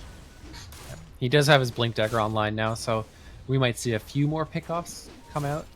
They've definitely scouted this already, so they are aware of it. But being aware of it and being able to deal with it are two separate things. Absolutely. We'll have to see what kind of adjustments they make. I mean, they're going to be... Looks like we've got a smoke queued up over on Yume. They might start doing what they did in the last game, where they travel as either a duo or a trio and just start picking off. They do have a Hawk over here on the side that is spying on them a little bit here. It will go down. Yeah, looks like they're posturing down here in the bot lane. They've got a smoke. They're looking to maybe take this tower. They really want to find PL, but PL's a little nervous because he can't see anybody on the map. He sees Sniper right now. That's it. Rest of his team is hanging out right behind him, though. Muriel actually the first one to make contact over here. They'll get the roar off, but won't only be able to really go and grab over here onto the side. Disruptor now in a lot of trouble. He actually will get taken down. And now it looks like Biver and ILTW going to run themselves out of the situation. And this is why they drafted Funnick Legion Commander twice now. Last game it was the Fiend's Grip. This game it's the Primal Roar. Oh, Press the Attack is just so good at removing long duration stuns. You just completely negate it. It's like a better version of Abaddon, if you will. This is like the most annoying Keeper of the Light, though. Literally just stays in the bottom lane, keeps pushing out waves. Each of these waves doing a decent amount of damage to the tower here, about half health on this bottom one. And he's making a lot of nice space. I mean, ILTW, he's back into the woods, he's working on that Radiance, getting closer and closer to that Relic. Did show up in the bot lane, maybe trying to get easy kills, but unfortunately did not realize that there would be that many people there and that their positioning would be as good as it was. Yeah, and neither team really getting a lot of aggressive vision down either. I mean, there's one ward here for the Dire that's about to expire on the top tier 1, and there's one ward that's also about to expire in the Radiant or in the Dire jungle. But other than that, it's pretty much very defensive vision for both teams. No, they have some aggressive vision down over here. They do have a ward coming out here over on the Radiant jungle, keeping an eye on. They had another one over here towards the rune spot where the bounty rune is, but it just actually went down, I think, fairly recently. Plus, they have the sentry down to deward as well. Just a game of vision, that's all. I kind of consider this ward by Biver a defensive ward for him because of how much he's been camping down here. But I guess you are right. It is in the enemy side of the map, so a bit of offensive vision. Because he can also, you know, if he pops his ultimate, he can bring someone down with him any second as well. People always forget that about Kato, that he does have the recall ability. If he finds an opportunity that looks really good, he thinks his sniper or his Bloodseeker can get it, he's going to definitely take advantage of that. But these towers are just getting taken down left and right. And Nyx is enjoying the space that he's getting. He's got the Diffusal. He's actually got a Blink Dagger queued up as well over here on RPL. He does pick it up now too, so he's got it. This is really good for getting in and out of engagements. You can use Phantom Rush now to rush into a fight, and then you have Doppelganger into Blink, or Blink Doppelganger, whatever it is. You have a lot of mobility thanks to this Blink Dagger. Get you in and out of fights. Lots of mobility coming out here. Yume also has the Blink Dagger queued up, and we've already got Funnick, obviously, who's got his up and running. If I was Funnick, I would just be very patient and try to like smoke up and grab this this Coddle. Now he's got vision over here on the side, like I said, and they immediately realize that's there. We'll be able to take it down, and it's not going to be as safe for Biver to keep spamming out these waves. I would almost try to bait it though if I knew that there's possibly a ward there. I would feel like getting a smoke maybe would be a really good play because he'll feel safe and then getting the jump off, but I mean, you have to know almost exactly where he is to be able to bait that kind of response, right? He could be down in these bottom trees. He could be off to the side. It's difficult to do that kind of play with this many woods to juke in and around. But during all this, PL just getting bigger and bigger and bigger. He's currently at the top of the net worth. He is 9.7k, 9.1 on Bloodseeker, 8.9 over on Sniper currently. Haven't seen Sniper involved in much of anything lately, though. He's just been really happy to just sit back, do his farming. He's got the Mask of Madness, he's got the Maelstrom, and we get the Blink Dagger pickup now over on the side of DK Phobos. So it's going to be even better for, you know, going for the split pushing, deploying, you know, Necrobook or what have you, or just, you know, getting the initiation in a lot of these fights. If somebody gets jumped, being able to be there right away and put out that roar. But they do a scan over on the side of the Dire, and they realize that there's going to be some competition here for the tower. Pikachu has an arcane rune too, so this is the perfect time for him to push. Yeah, Sniper's going to spam out the waves with shrapnel, and then other than that, they're just going to let this tower fall. A little bit of split pushing going on here coming out from the side of Spirit, but again, Pugna, he just pushes so quickly, coupled up with the fact that they have this Phantom Lancer just wailing away on the tower. Mid tower is going to go down really fast. Are they going to see TPs to the top now?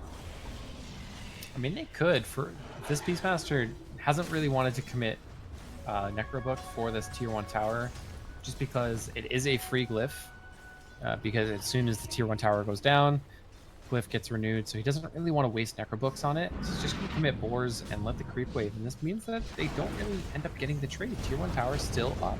Viper gonna be able to be a little cheeky here.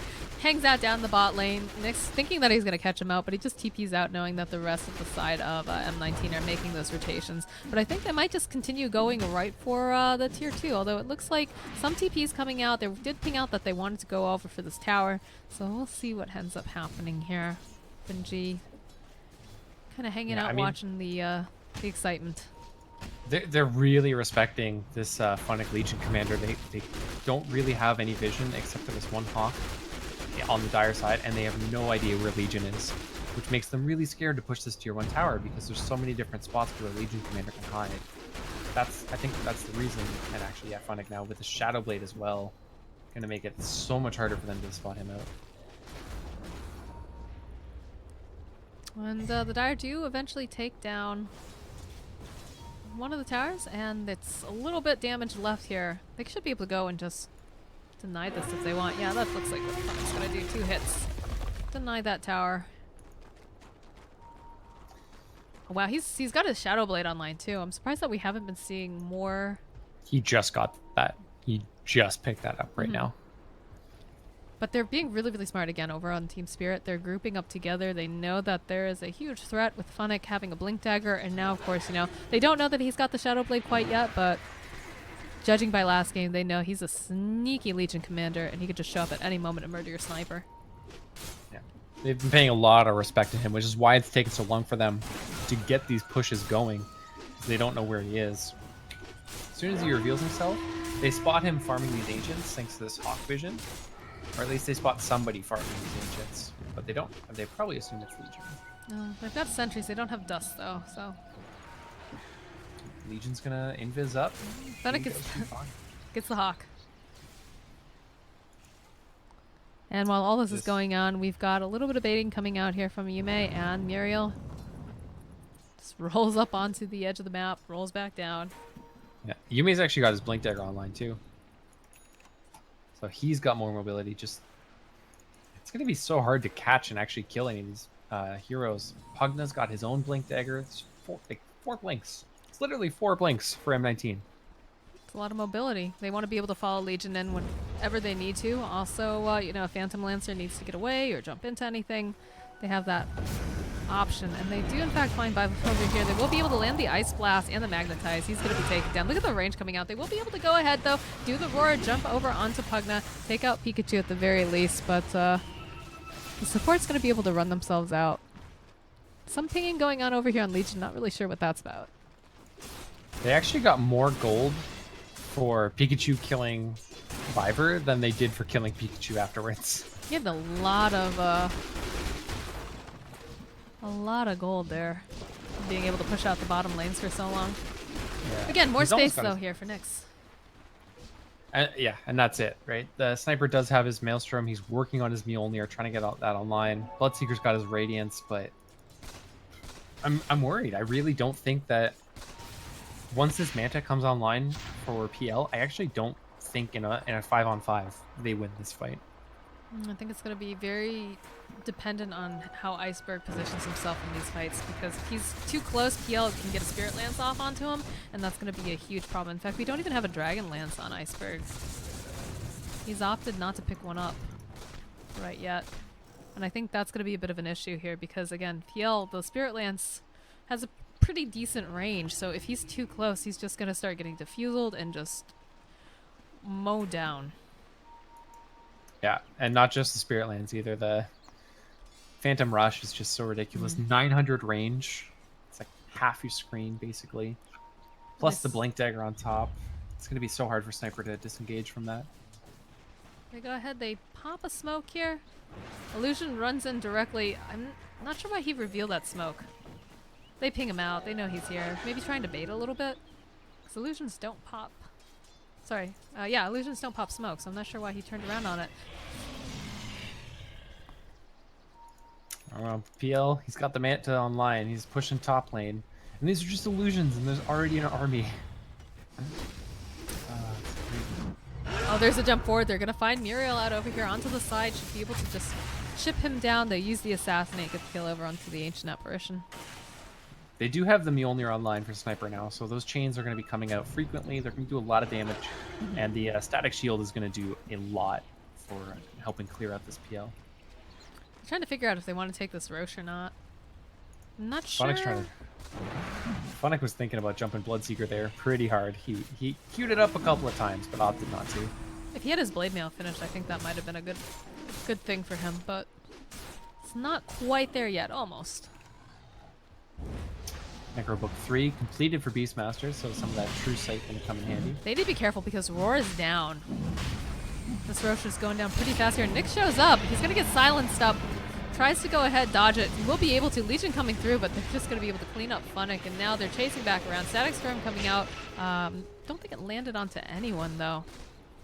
But look at these illusions just chipping down onto Iceberg, too. Yume spotting him out over here on the side. He will go ahead, roll forward, do a little bit of, oh, they'll be able to pop the Aegis. Nice play coming out here from Pikachu and Yume together. And I think they're going to be satisfied with that. Looks like Pikachu thought about it briefly going back in, but doesn't want to get too greedy here. And I sometimes forget how good Decrepify is. I forget that it's a 60% damage amp.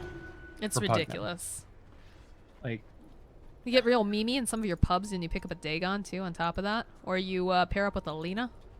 Lena, have you ever seen, what is it, Pugna Huskar? Oh, that's gross. Yes, I have. I have definitely seen that run by one of the teams in Echo League, actually. Wasn't in an Echo League match. It was in a different one. But yeah, definitely seen that before. He just evaporates. It's an insta-give. Yeah. It's a full-on insta-give. But,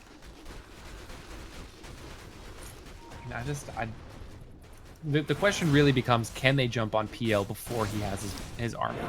Like, if they can jump on him with Primal Roar and burn all of his mana with Necronomicon, they actually do stand a chance to kill him. Because if he gets low, his illusions are already low, and they become much easier to kill off. But unless they can get that jump, I'm really, really worried for Team Spirit. They are going to mount this push bottom, though. Yeah, it should only take a couple of hits here. They've got this whole army of boars hitting the tower, as well as the Mask of Madness sniper. So that'll go down, and it looks like Iceberg working on getting that BKB, just being able to like not have to worry about getting locked down. ILTW though, he's getting wrapped around on. Oh man, they were chasing so hard. If they'd have known how close they were to actually getting him. Oh, they don't have the vision, so I don't think they would have had any idea. I think they were just looking to see if anyone's over at the secret shop, but already we're seeing them go high ground down here. People need to go home right now because this sniper just sitting on the low ground chomping away at this tower is not something that they should be allowing. Yeah, and there's still Necrobook ready to go for Beastmaster as well. If they really want to commit for a push, they can. And with Legion not there, they could go for an initiation on PL, but no, he's got the PL he's got the Illusion Army ready to go. It's too late. Looking for that duel. The Vandal League comes out. They'll be able to go ahead. Blinding Light, bounce it off. There's going to be the Roar on top of it. I don't think they have quite enough damage here. And now it looks like Beastmaster in a lot of trouble. He's actually going to get taken down. Funnick's sitting low as well. But during all of this, we see Bloodseeker just going to town. Takes out Yume, takes out Nyx. And looks like DK Phobos took down Funnick as well. But we do have a buyback coming here. And the rest of the side of Spirit's going to run out. Static Storm proving everything I said about not being able to kill PL completely wrong. Very nice Static Storm coming out. Top lane, Legion killed herself on Necronomicon books. It's pretty funny. She got the kill on DK Phobos, and then, like, I guess auto attack was on, and she turned and hit the Necronomicon. Oh no. Turns out 800 pure damage was enough to kill her. Oh, that stings. That's not, that's like one of those moments where you're just like, I can't believe I just did that. Oh my gosh.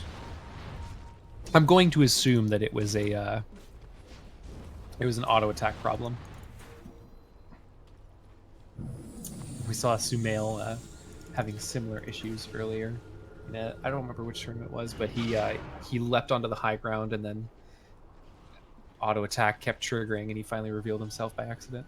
This is looking a little scary for them right now. As soon as that daytime comes up, which here it is, they have Coddle Ag, so they're going to be able to just continuously siege over onto this bottom tower and take racks if they want, because Coddle just can stand back, throw out those heals, and And Just they did generally force keep PL the sustain. buyback as well. They forced PL buyback, which means that if they kill him now, game is, I mean, that lane is completely dead. Cuddle has a gem too, so they're removing all of their vision. They're going to be able... Oh, they're wrapping around though over here. Phonic, they see the hawk. Looks like they wanted to move on it, but they don't want to reveal their position. They're going to try to get the jump probably onto the sniper. He's still pretty close here with Viper. Yeah, they'll come forward. They'll get the jump immediately over onto the Coddle. So that heal is not going to be there. They should be able to get it. They are going to be able to clean up. They'll kill Phonic in the process. The BKB comes out over onto Iceberg and, of course, the Bloodseeker. They'll be able to take down the AA. This terrain is just so huge, but they will be able to go ahead, glimpse them back. They'll be able to take down FNG as well. The Assassinate coming out. They'll be able to clean up on Beastmaster. This is not going the way they wanted at all. And now it looks very, very scary. Yeah, Pikachu going to be able to get that kill. And maybe one more kill here. No, he's going to be able to get out at the very last second there with about 400 hit points. Oh man, that was such a nice jump from M19. Completely shutting down the Keeper. They also immediately jump onto the Disruptor, which is how PL died last match. So shutting down the two supports and then focusing on the cores one by one. And Bloodseeker accidentally ruptured an illusion as well. So I mean, it was a risky play, but definitely, you know, taking out the Keeper of the Light, that's so important for Phonic, obviously, because he's got the Blinding Light. He's got this heal sustain, so even if he gets a duel off on someone else, like, say, the Sniper, it's going to be very difficult for him to take him down. Unfortunately, on top of everything else, he does get murdered during that fight, but he does lock down on the Keeper immediately, and Nyx walks out of this a little bit richer. That's the important thing. He's got a BKB now as soon as he can get that courier. So things are looking really good right now for the side of M19.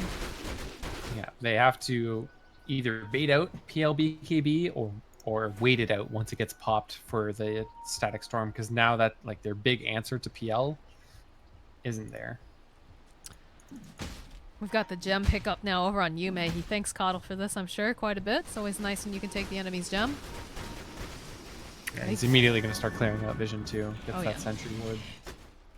That's super important that they can gain back their jungle and have it safe for farming. Phonic spots a DK Phobos. He goes for it for the duel. Blade Mail comes out. There's just so much damage. With a double damager on top of that. 46 bonus damage now. Yeah, he went from 10 damage, and with those last two duels, has now gone to 46. Look at the double damage on him, too. That was just like the perfect rune for him to get. Top lane, too. We see that Pikachu trying to put a little bit of pressure onto this wave here, but you do have Iceberg with that Mjolnir. He's going to be able to push out those waves very quickly, too.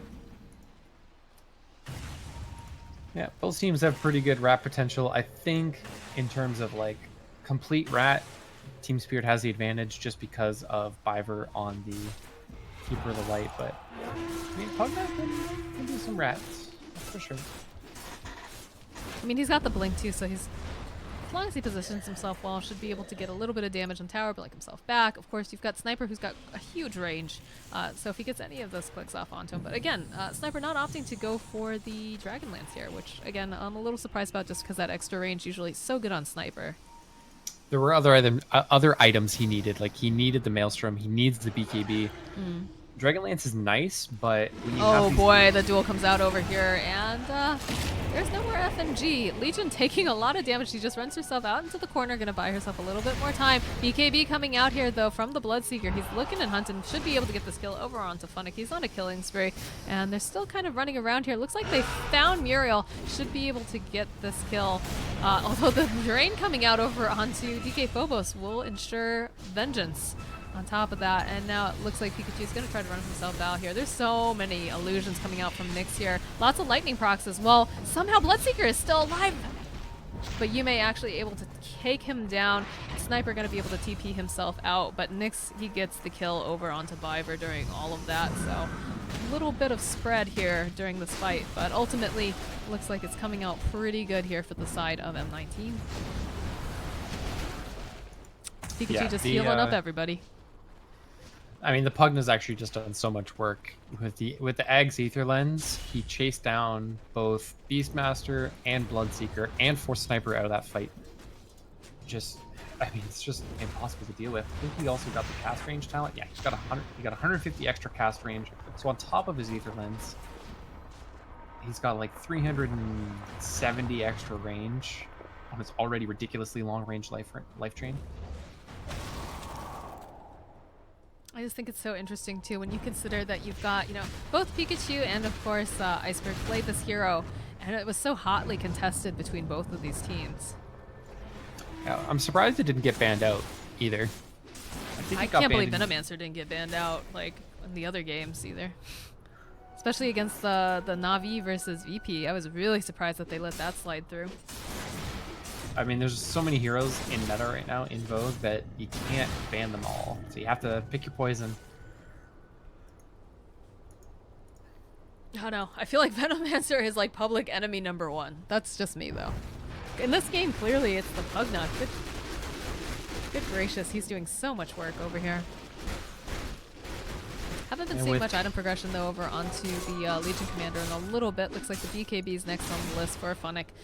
Does have, oh, the jump forward coming out from FNG will be able to go ahead, and they have the dust, will be able to go ahead, grab Legion. Also ruptured on top of it, will be taking a lot of damage. Pugna trying his best to keep her alive, but that push forward with the rupture just going to do too much work here, and they've invaded now into the Radiant jungle.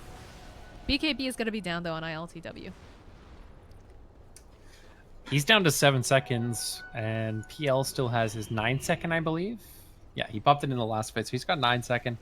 These BKB timers are running short, and that is definitely more of a problem for Team Spirit than it is for M19.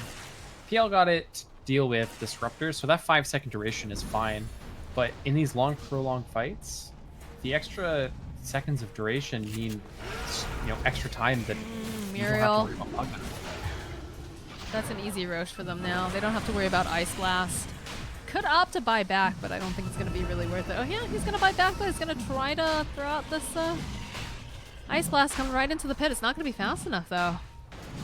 It's like, yeah, looks like he's going to try to dodge here. The BKB comes out. He's going to get some chip damage over here onto the Pugna. Pikachu running himself back, and brother on brother just chasing after him over here. Will turn himself back around. Roche sitting very, very low. During all this, though, we do see that PL is sitting in their base. He's trying to put as much damage over here onto the racks, and it looks like the Dire just actually abandoned the idea of Roche and just moved themselves over here to hang out by the shrine. That's a very low Roche. Yeah, PL's got Scotty Nyx. now. He's like, thanks for softening up for us, guys. That's very, very disappointing for the side of Spirit. They will throw out the Hawk. They know who's there. FNG, he's got the Static Storm, but Yume, he's just a little too fast with that Blink Dagger. Will be able to go ahead, silence up the Disruptor. There's going to be a Yules come out as well. They drop the Sentry Ward. Nyx doesn't seem afraid at all. Again, he's got that Scotty. We'll go ahead, just doppel himself back here, and they'll reset. Looks like bottom lane needs to be pushed out anyway, so that'll be something next on the agenda for them. I mean, he was able to get the 2-3 while all that's going on, so shrines are now open for M19. That's going to be a huge problem. Cut down on the mobility of the Keeper of the Light pretty considerably. And, I mean, Team Spirit's just getting pulled around the map by this PL, this Pugna. Very nice movements and rotations coming out from M19. Well, they see when they've got an opportunity and they've been taking it, which is definitely, you know, the smart idea here. Putting that damage down over onto, you know, the top lane does open up the shrines like they talked about. And then being, I mean, the cherry on top of everything is just the fact that Roche was so very low and they forced them back. Like, you don't get much better results than, you know, taking a tower and then also stealing the Roche. So, I do see a bit of movement here in the jungle, but I'm not really sure what the plan is over here from Spirit currently. Because I don't think they really want to fight into a PL Aegis. PL he doesn't have the it. Aegis either. He's got cheese. Because he's just It went so to loaded. Pikachu. It went to Pikachu. He's got Ags on top of that, so there's like no cooldowns for this dude.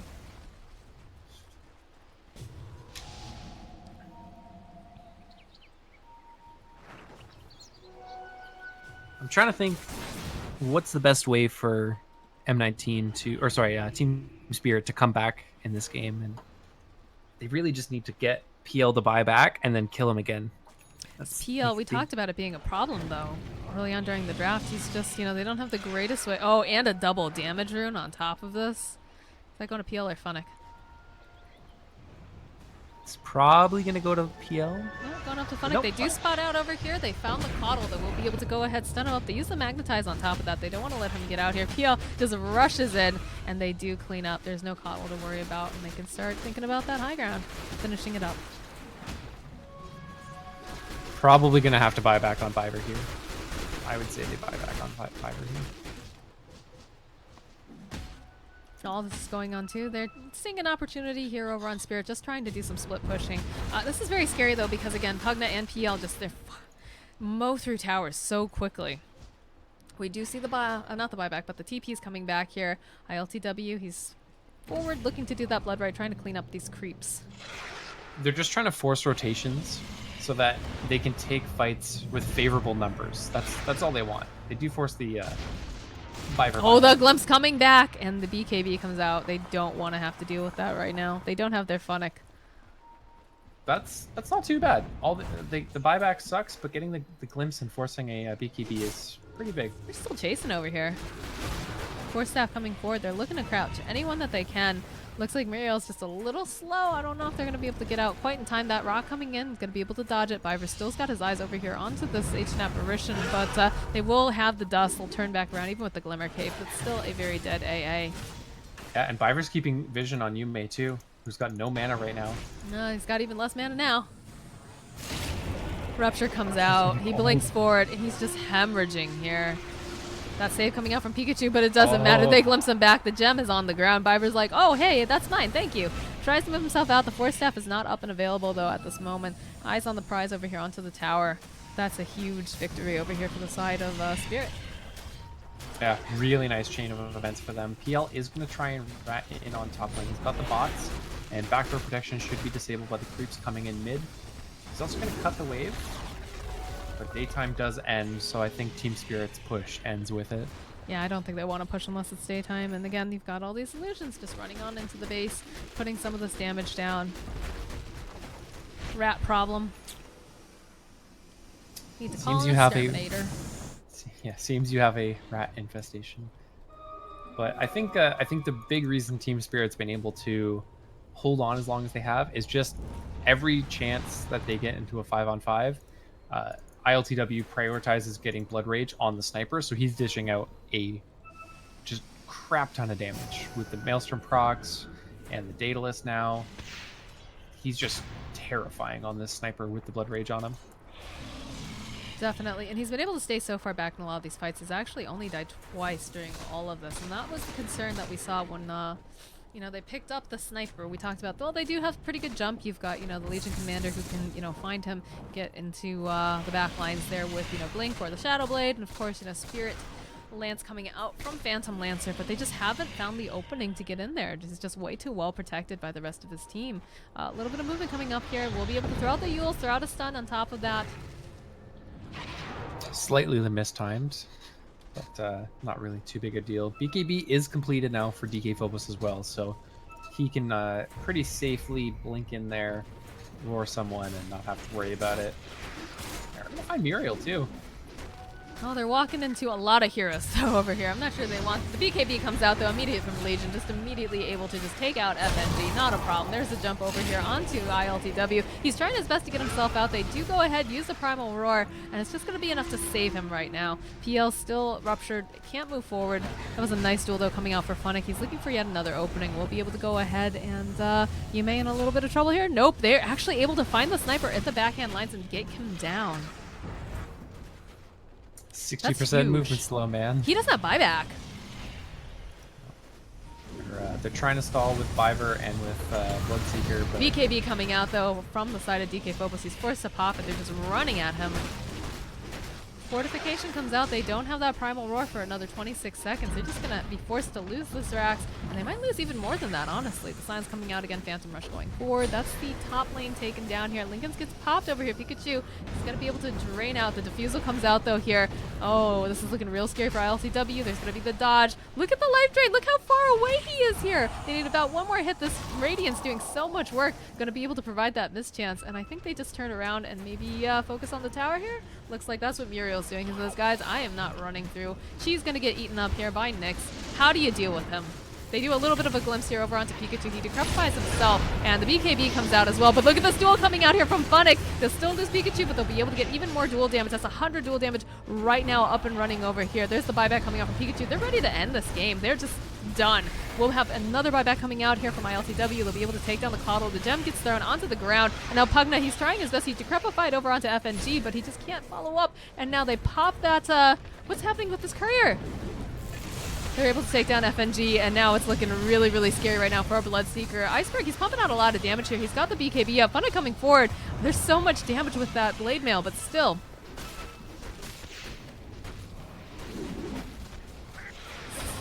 What's happening over here? Oh my gosh. I totally forgot the Muriel's there with everything else going on. The creeps almost cost Team Spirit that Rex, because he was really, really close to getting that damage off, but big mischance coming into play for sure, and just so much damage coming out from ILTW. Well, did you see the way they chased Bloodseeker around in the base? The mischance from the Radiance just like gave him so much there. It was actually really ridiculous. Yeah. So how many buybacks was that? Just 2, I believe? 3. Oh no, two, you're right. 2, and one of them just doesn't have buyback. It's actually the Disruptor FNG doesn't have it. So yeah, we got the Bloodseeker to buyback, we got the Coddle to buyback as well. And well, Coddle bought back earlier, right? Coddle bought back when we were still pushing this top lane. The other buyback was Pikachu on the Pugna bought back. Yeah, they wanted to finish it up here.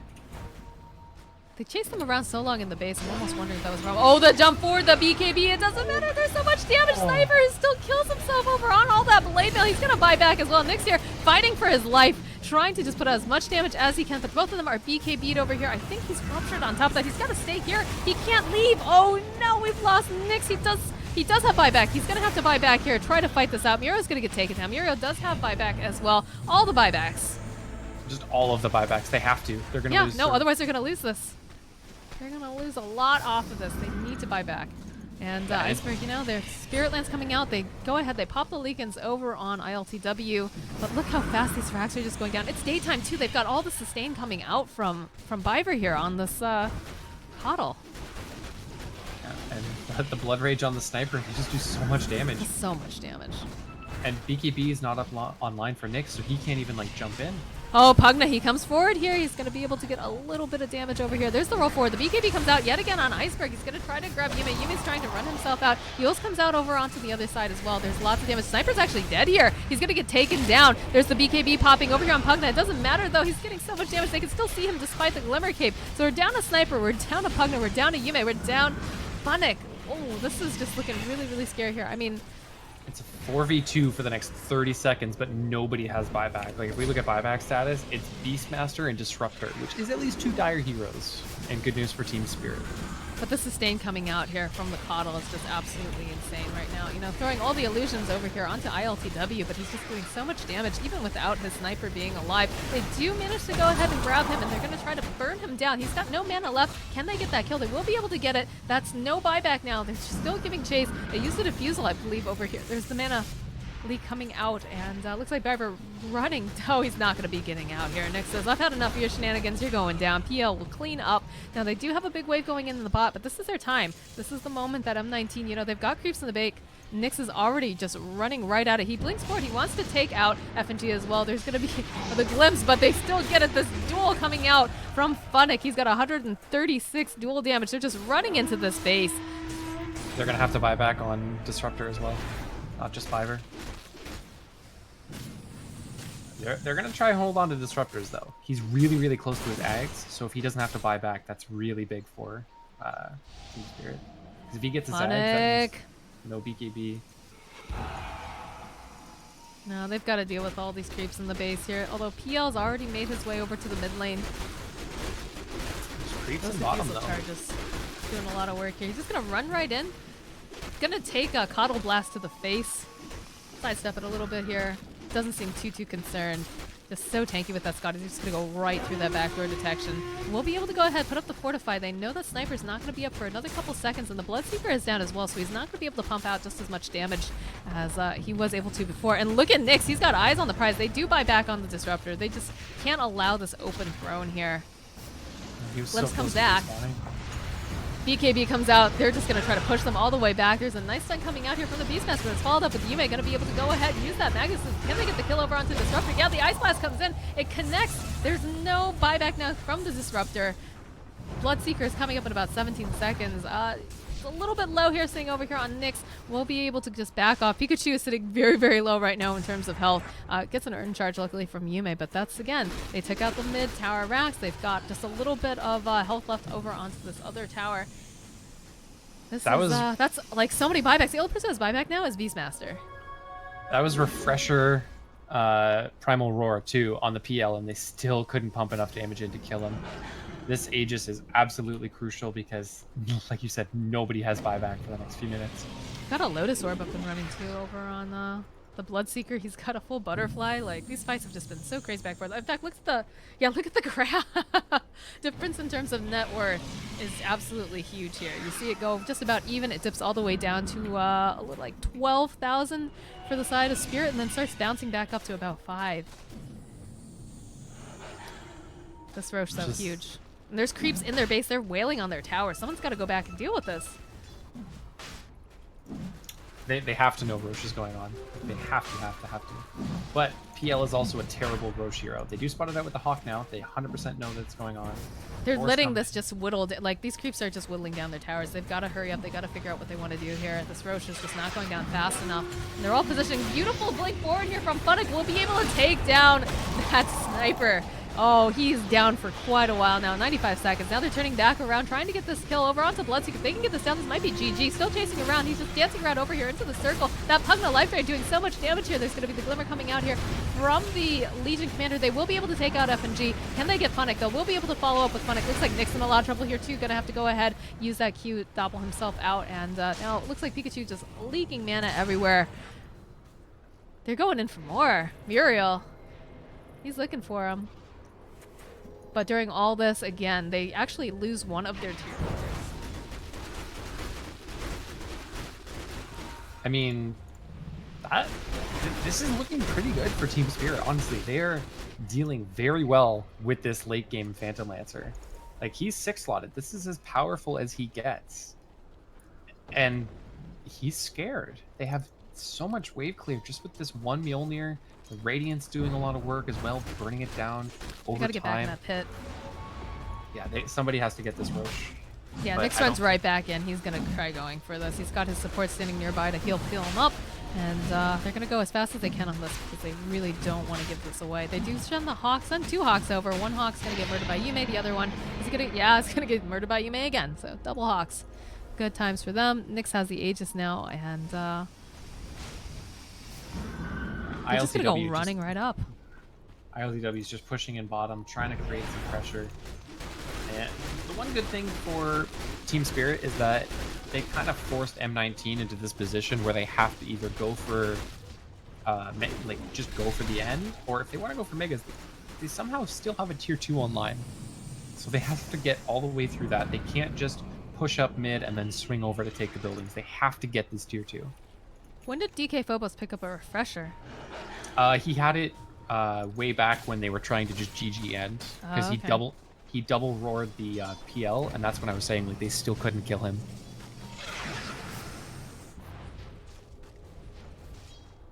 Well, we do have buyback up and running now on Pikachu. He's got a cheese on top of it, so he's ready to be medic if need be and go ahead and heal up people with his life drain. These buybacks are really... There's a... Yeah, they need to get out of there. Pikachu is dead. Good thing he has buyback, right? The Glimpse coming back out as well. This Courier, they need to be careful. Muriel tries to get off the Ice Blast. He does land it at the very last second, but I don't think they're going to be too deterred by this. They're going to let, the Kato go ahead, start spamming this heal as soon as this Ice Blast wears off. They're covered. Yeah, and with Refresher Orb, if they need the Beastmaster Roar, they can very quickly get it back. So it's not like they're all out of options now. Now they do ping out the fact that there's a rather large wave going up here. Look at all these ranged creeps. You might see, oh, there's the duel forward. They're going to be able to go ahead. They grab Iceberg yet again. Funnick eyes on the prize. We'll be able to end that out. Nice second storm going out here. Buyback coming out from Legion Commander 2. They want to finish this up. Can they grab this Bloodseeker fast enough? They've got the Lotus Orb up and running on him. Nick's still giving chase. If they can get this kill, that's actually going to be huge. One more hit is needed, and they'll actually kill the Bloodseeker. They have buyback now over onto the Sniper, so they're not totally out of luck over here on Team Spirit, but that's definitely not what they want to happen. Funnick with these beautiful just initiations using that duel immediately onto the Sniper. Yeah, Funnick was forced to buy back there, so again, we're in this position where if you do kill these cores, Pikachu and Funnick, their buyback is on cooldown, and that maybe that's the opportunity. Buyback is online now for PL as well as the Sniper, so we'll see who's going to get forced to buy back. Sniper's going to have to buy back. Sniper probably has to buy. Yeah. And everybody's got Boots of Travels here. Yeah, there's the buyback. They have to do that. And they're actually just going to back off. They're going to take Shrines, try to get that bottom tower on top of that, I'm guessing. So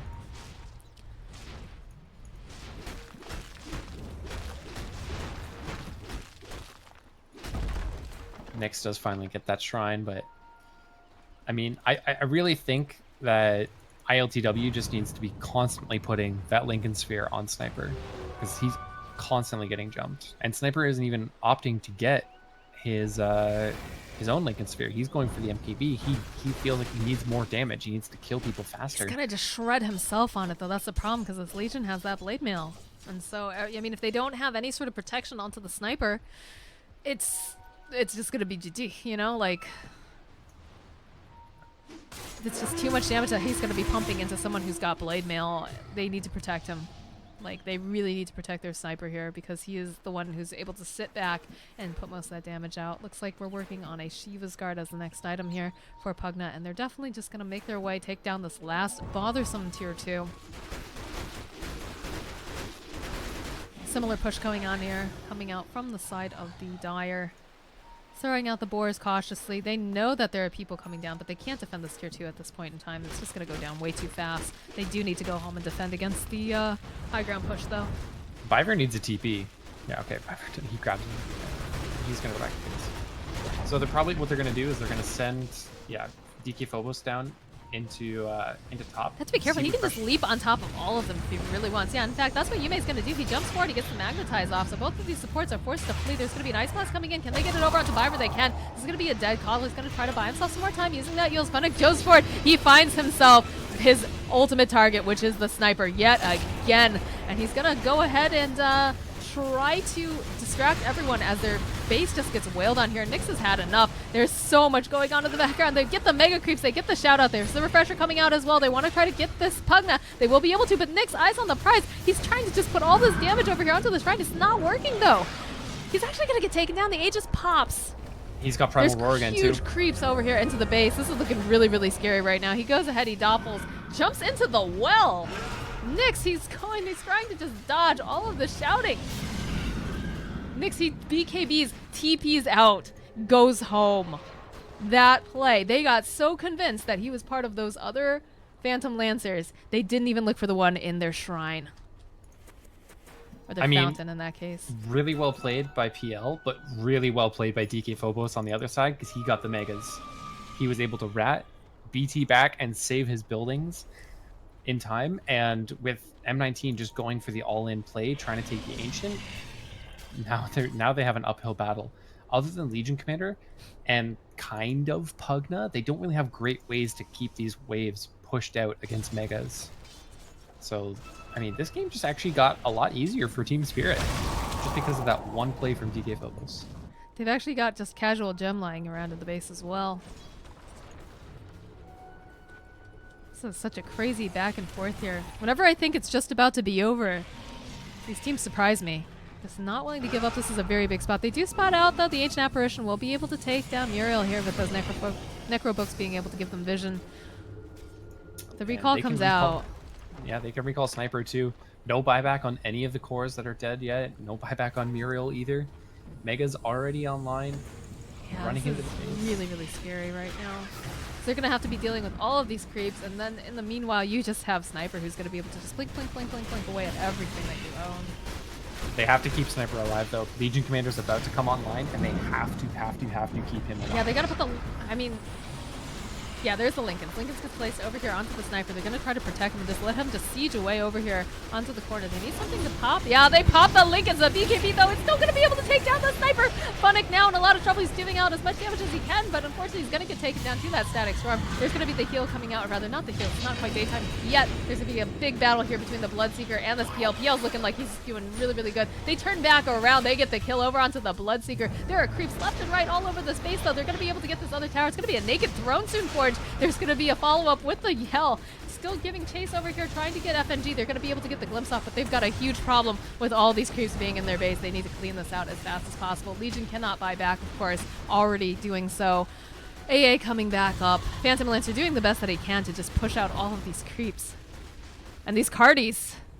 This Cardi is like, yeah, okay, they actually... they actually go and they steal this Cardi. This Cardi is on their side. You may actually using a Helm of the Dominator because he's just too concerned about this. This Cardi has joined the Radiant side. Alright, they don't have buyback on Sniper. They still have buyback over on the Bloodseeker. This game is wild. They forced a buyback out of the PL. If they are able to kill him with this Primal Roar, even if it's a double Primal Roar, it is 100% game over for the side of M19. Oh, this is looking like a very dead Yume. Yeah, they actually go ahead. They use the refresher on top that aren't going to actually need to do it, I don't think. No, they'll actually dedicate it and try to hold down Yume here. Lotus Orb gets placed over onto him as well. He's just going to be able to roll himself out. Is there enough damage, though? Are they going to be able to take him down? Yeah, the boar will actually find him. And the BKB comes out, though. They found Biver over here. Biver's going to get taken down. He, too, has buyback, though.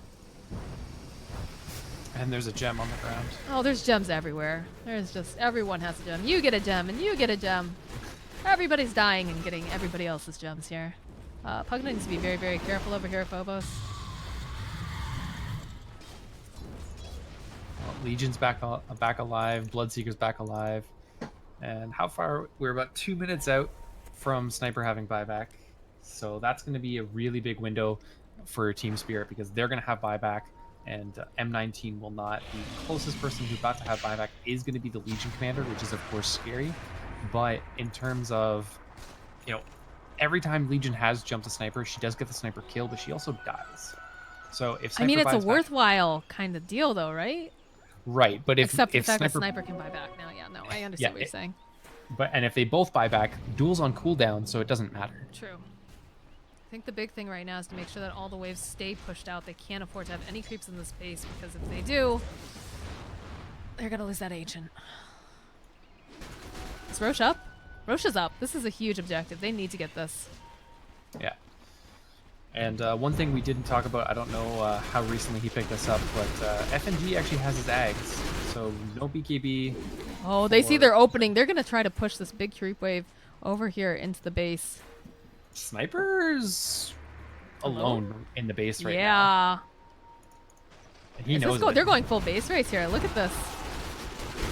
I need a base race, Camp Forge. I can't handle this. All right, I'm gonna watch Radiant base. You watch Fire base. All right, there's a jump forward immediately. They go ahead. They find themselves the Bloodseeker, and they're gonna try to fight it off here. They've got their eyes over here onto the side. They will be able to get a nice storm coming out here. FNG coming forward. You do see the Ice Blast gets used over here. We still have the Phantom Lancer alive. He's gonna try to ditch himself around here. There's too much damage coming out over onto Pikachu. He's gonna try to life drain off of FNG. He's not gonna be able to. What's going on over there in the base, Forge? We've lost several heroes over here. He's taking the base. It's gonna be really close. Are they gonna be able to do it? There's gonna be the mass buybacks over here. They're trying to grab over to Vopus. He's going to be able to get a kill. He's still running himself out that life drain, doing a ton of damage. Look how low the Ancient is. The Ancient is at 602. They're able to defend over here. There's going to be the buyback. Oh my gosh, there's so much damage. Are they going to be able to do it? They call the Grats. That's not GG. But that is. What an exciting base race at the end of everything. Holy cow. Team Spirit putting forth an amazing showing. They're going to go against VP tomorrow, and a really just crazy game number 3. DK Phobos, MVP hands down. He got them the Megas, which secures them that late games against M19, and then even when his TP gets canceled by Yume, because he was trying to come back for that fight, TP gets canceled, he says, okay, screw you, I'm going for this base, and secures them that victory. just that judgment call was absolutely insane. You know, we watched everyone; they were really trying to force over into the dire ancient, and it just. I'm still like this whole part of this game was just so intense and like so nail biting. I wasn't sure if they were going to be able to do it, but Team Spirit, proving that they are indeed the better team, will be progressing tomorrow to the grand finals, which we will have here. Actually, it's not going to be on this channel. I believe it's going to be on the Join Dota Blue, ESL _ Join Dota Blue channel tomorrow. I believe we'll have an announcement on Twitter. But yeah, they're going to be facing off with VP tomorrow. So GG, well played going out to M19. Congratulations to Team Spirit on this crazy base race of a victory. All right, guys, thank you so much for watching. You can find us on Twitter at MoxieCast or at ForgeDota, and we will see you around. GG.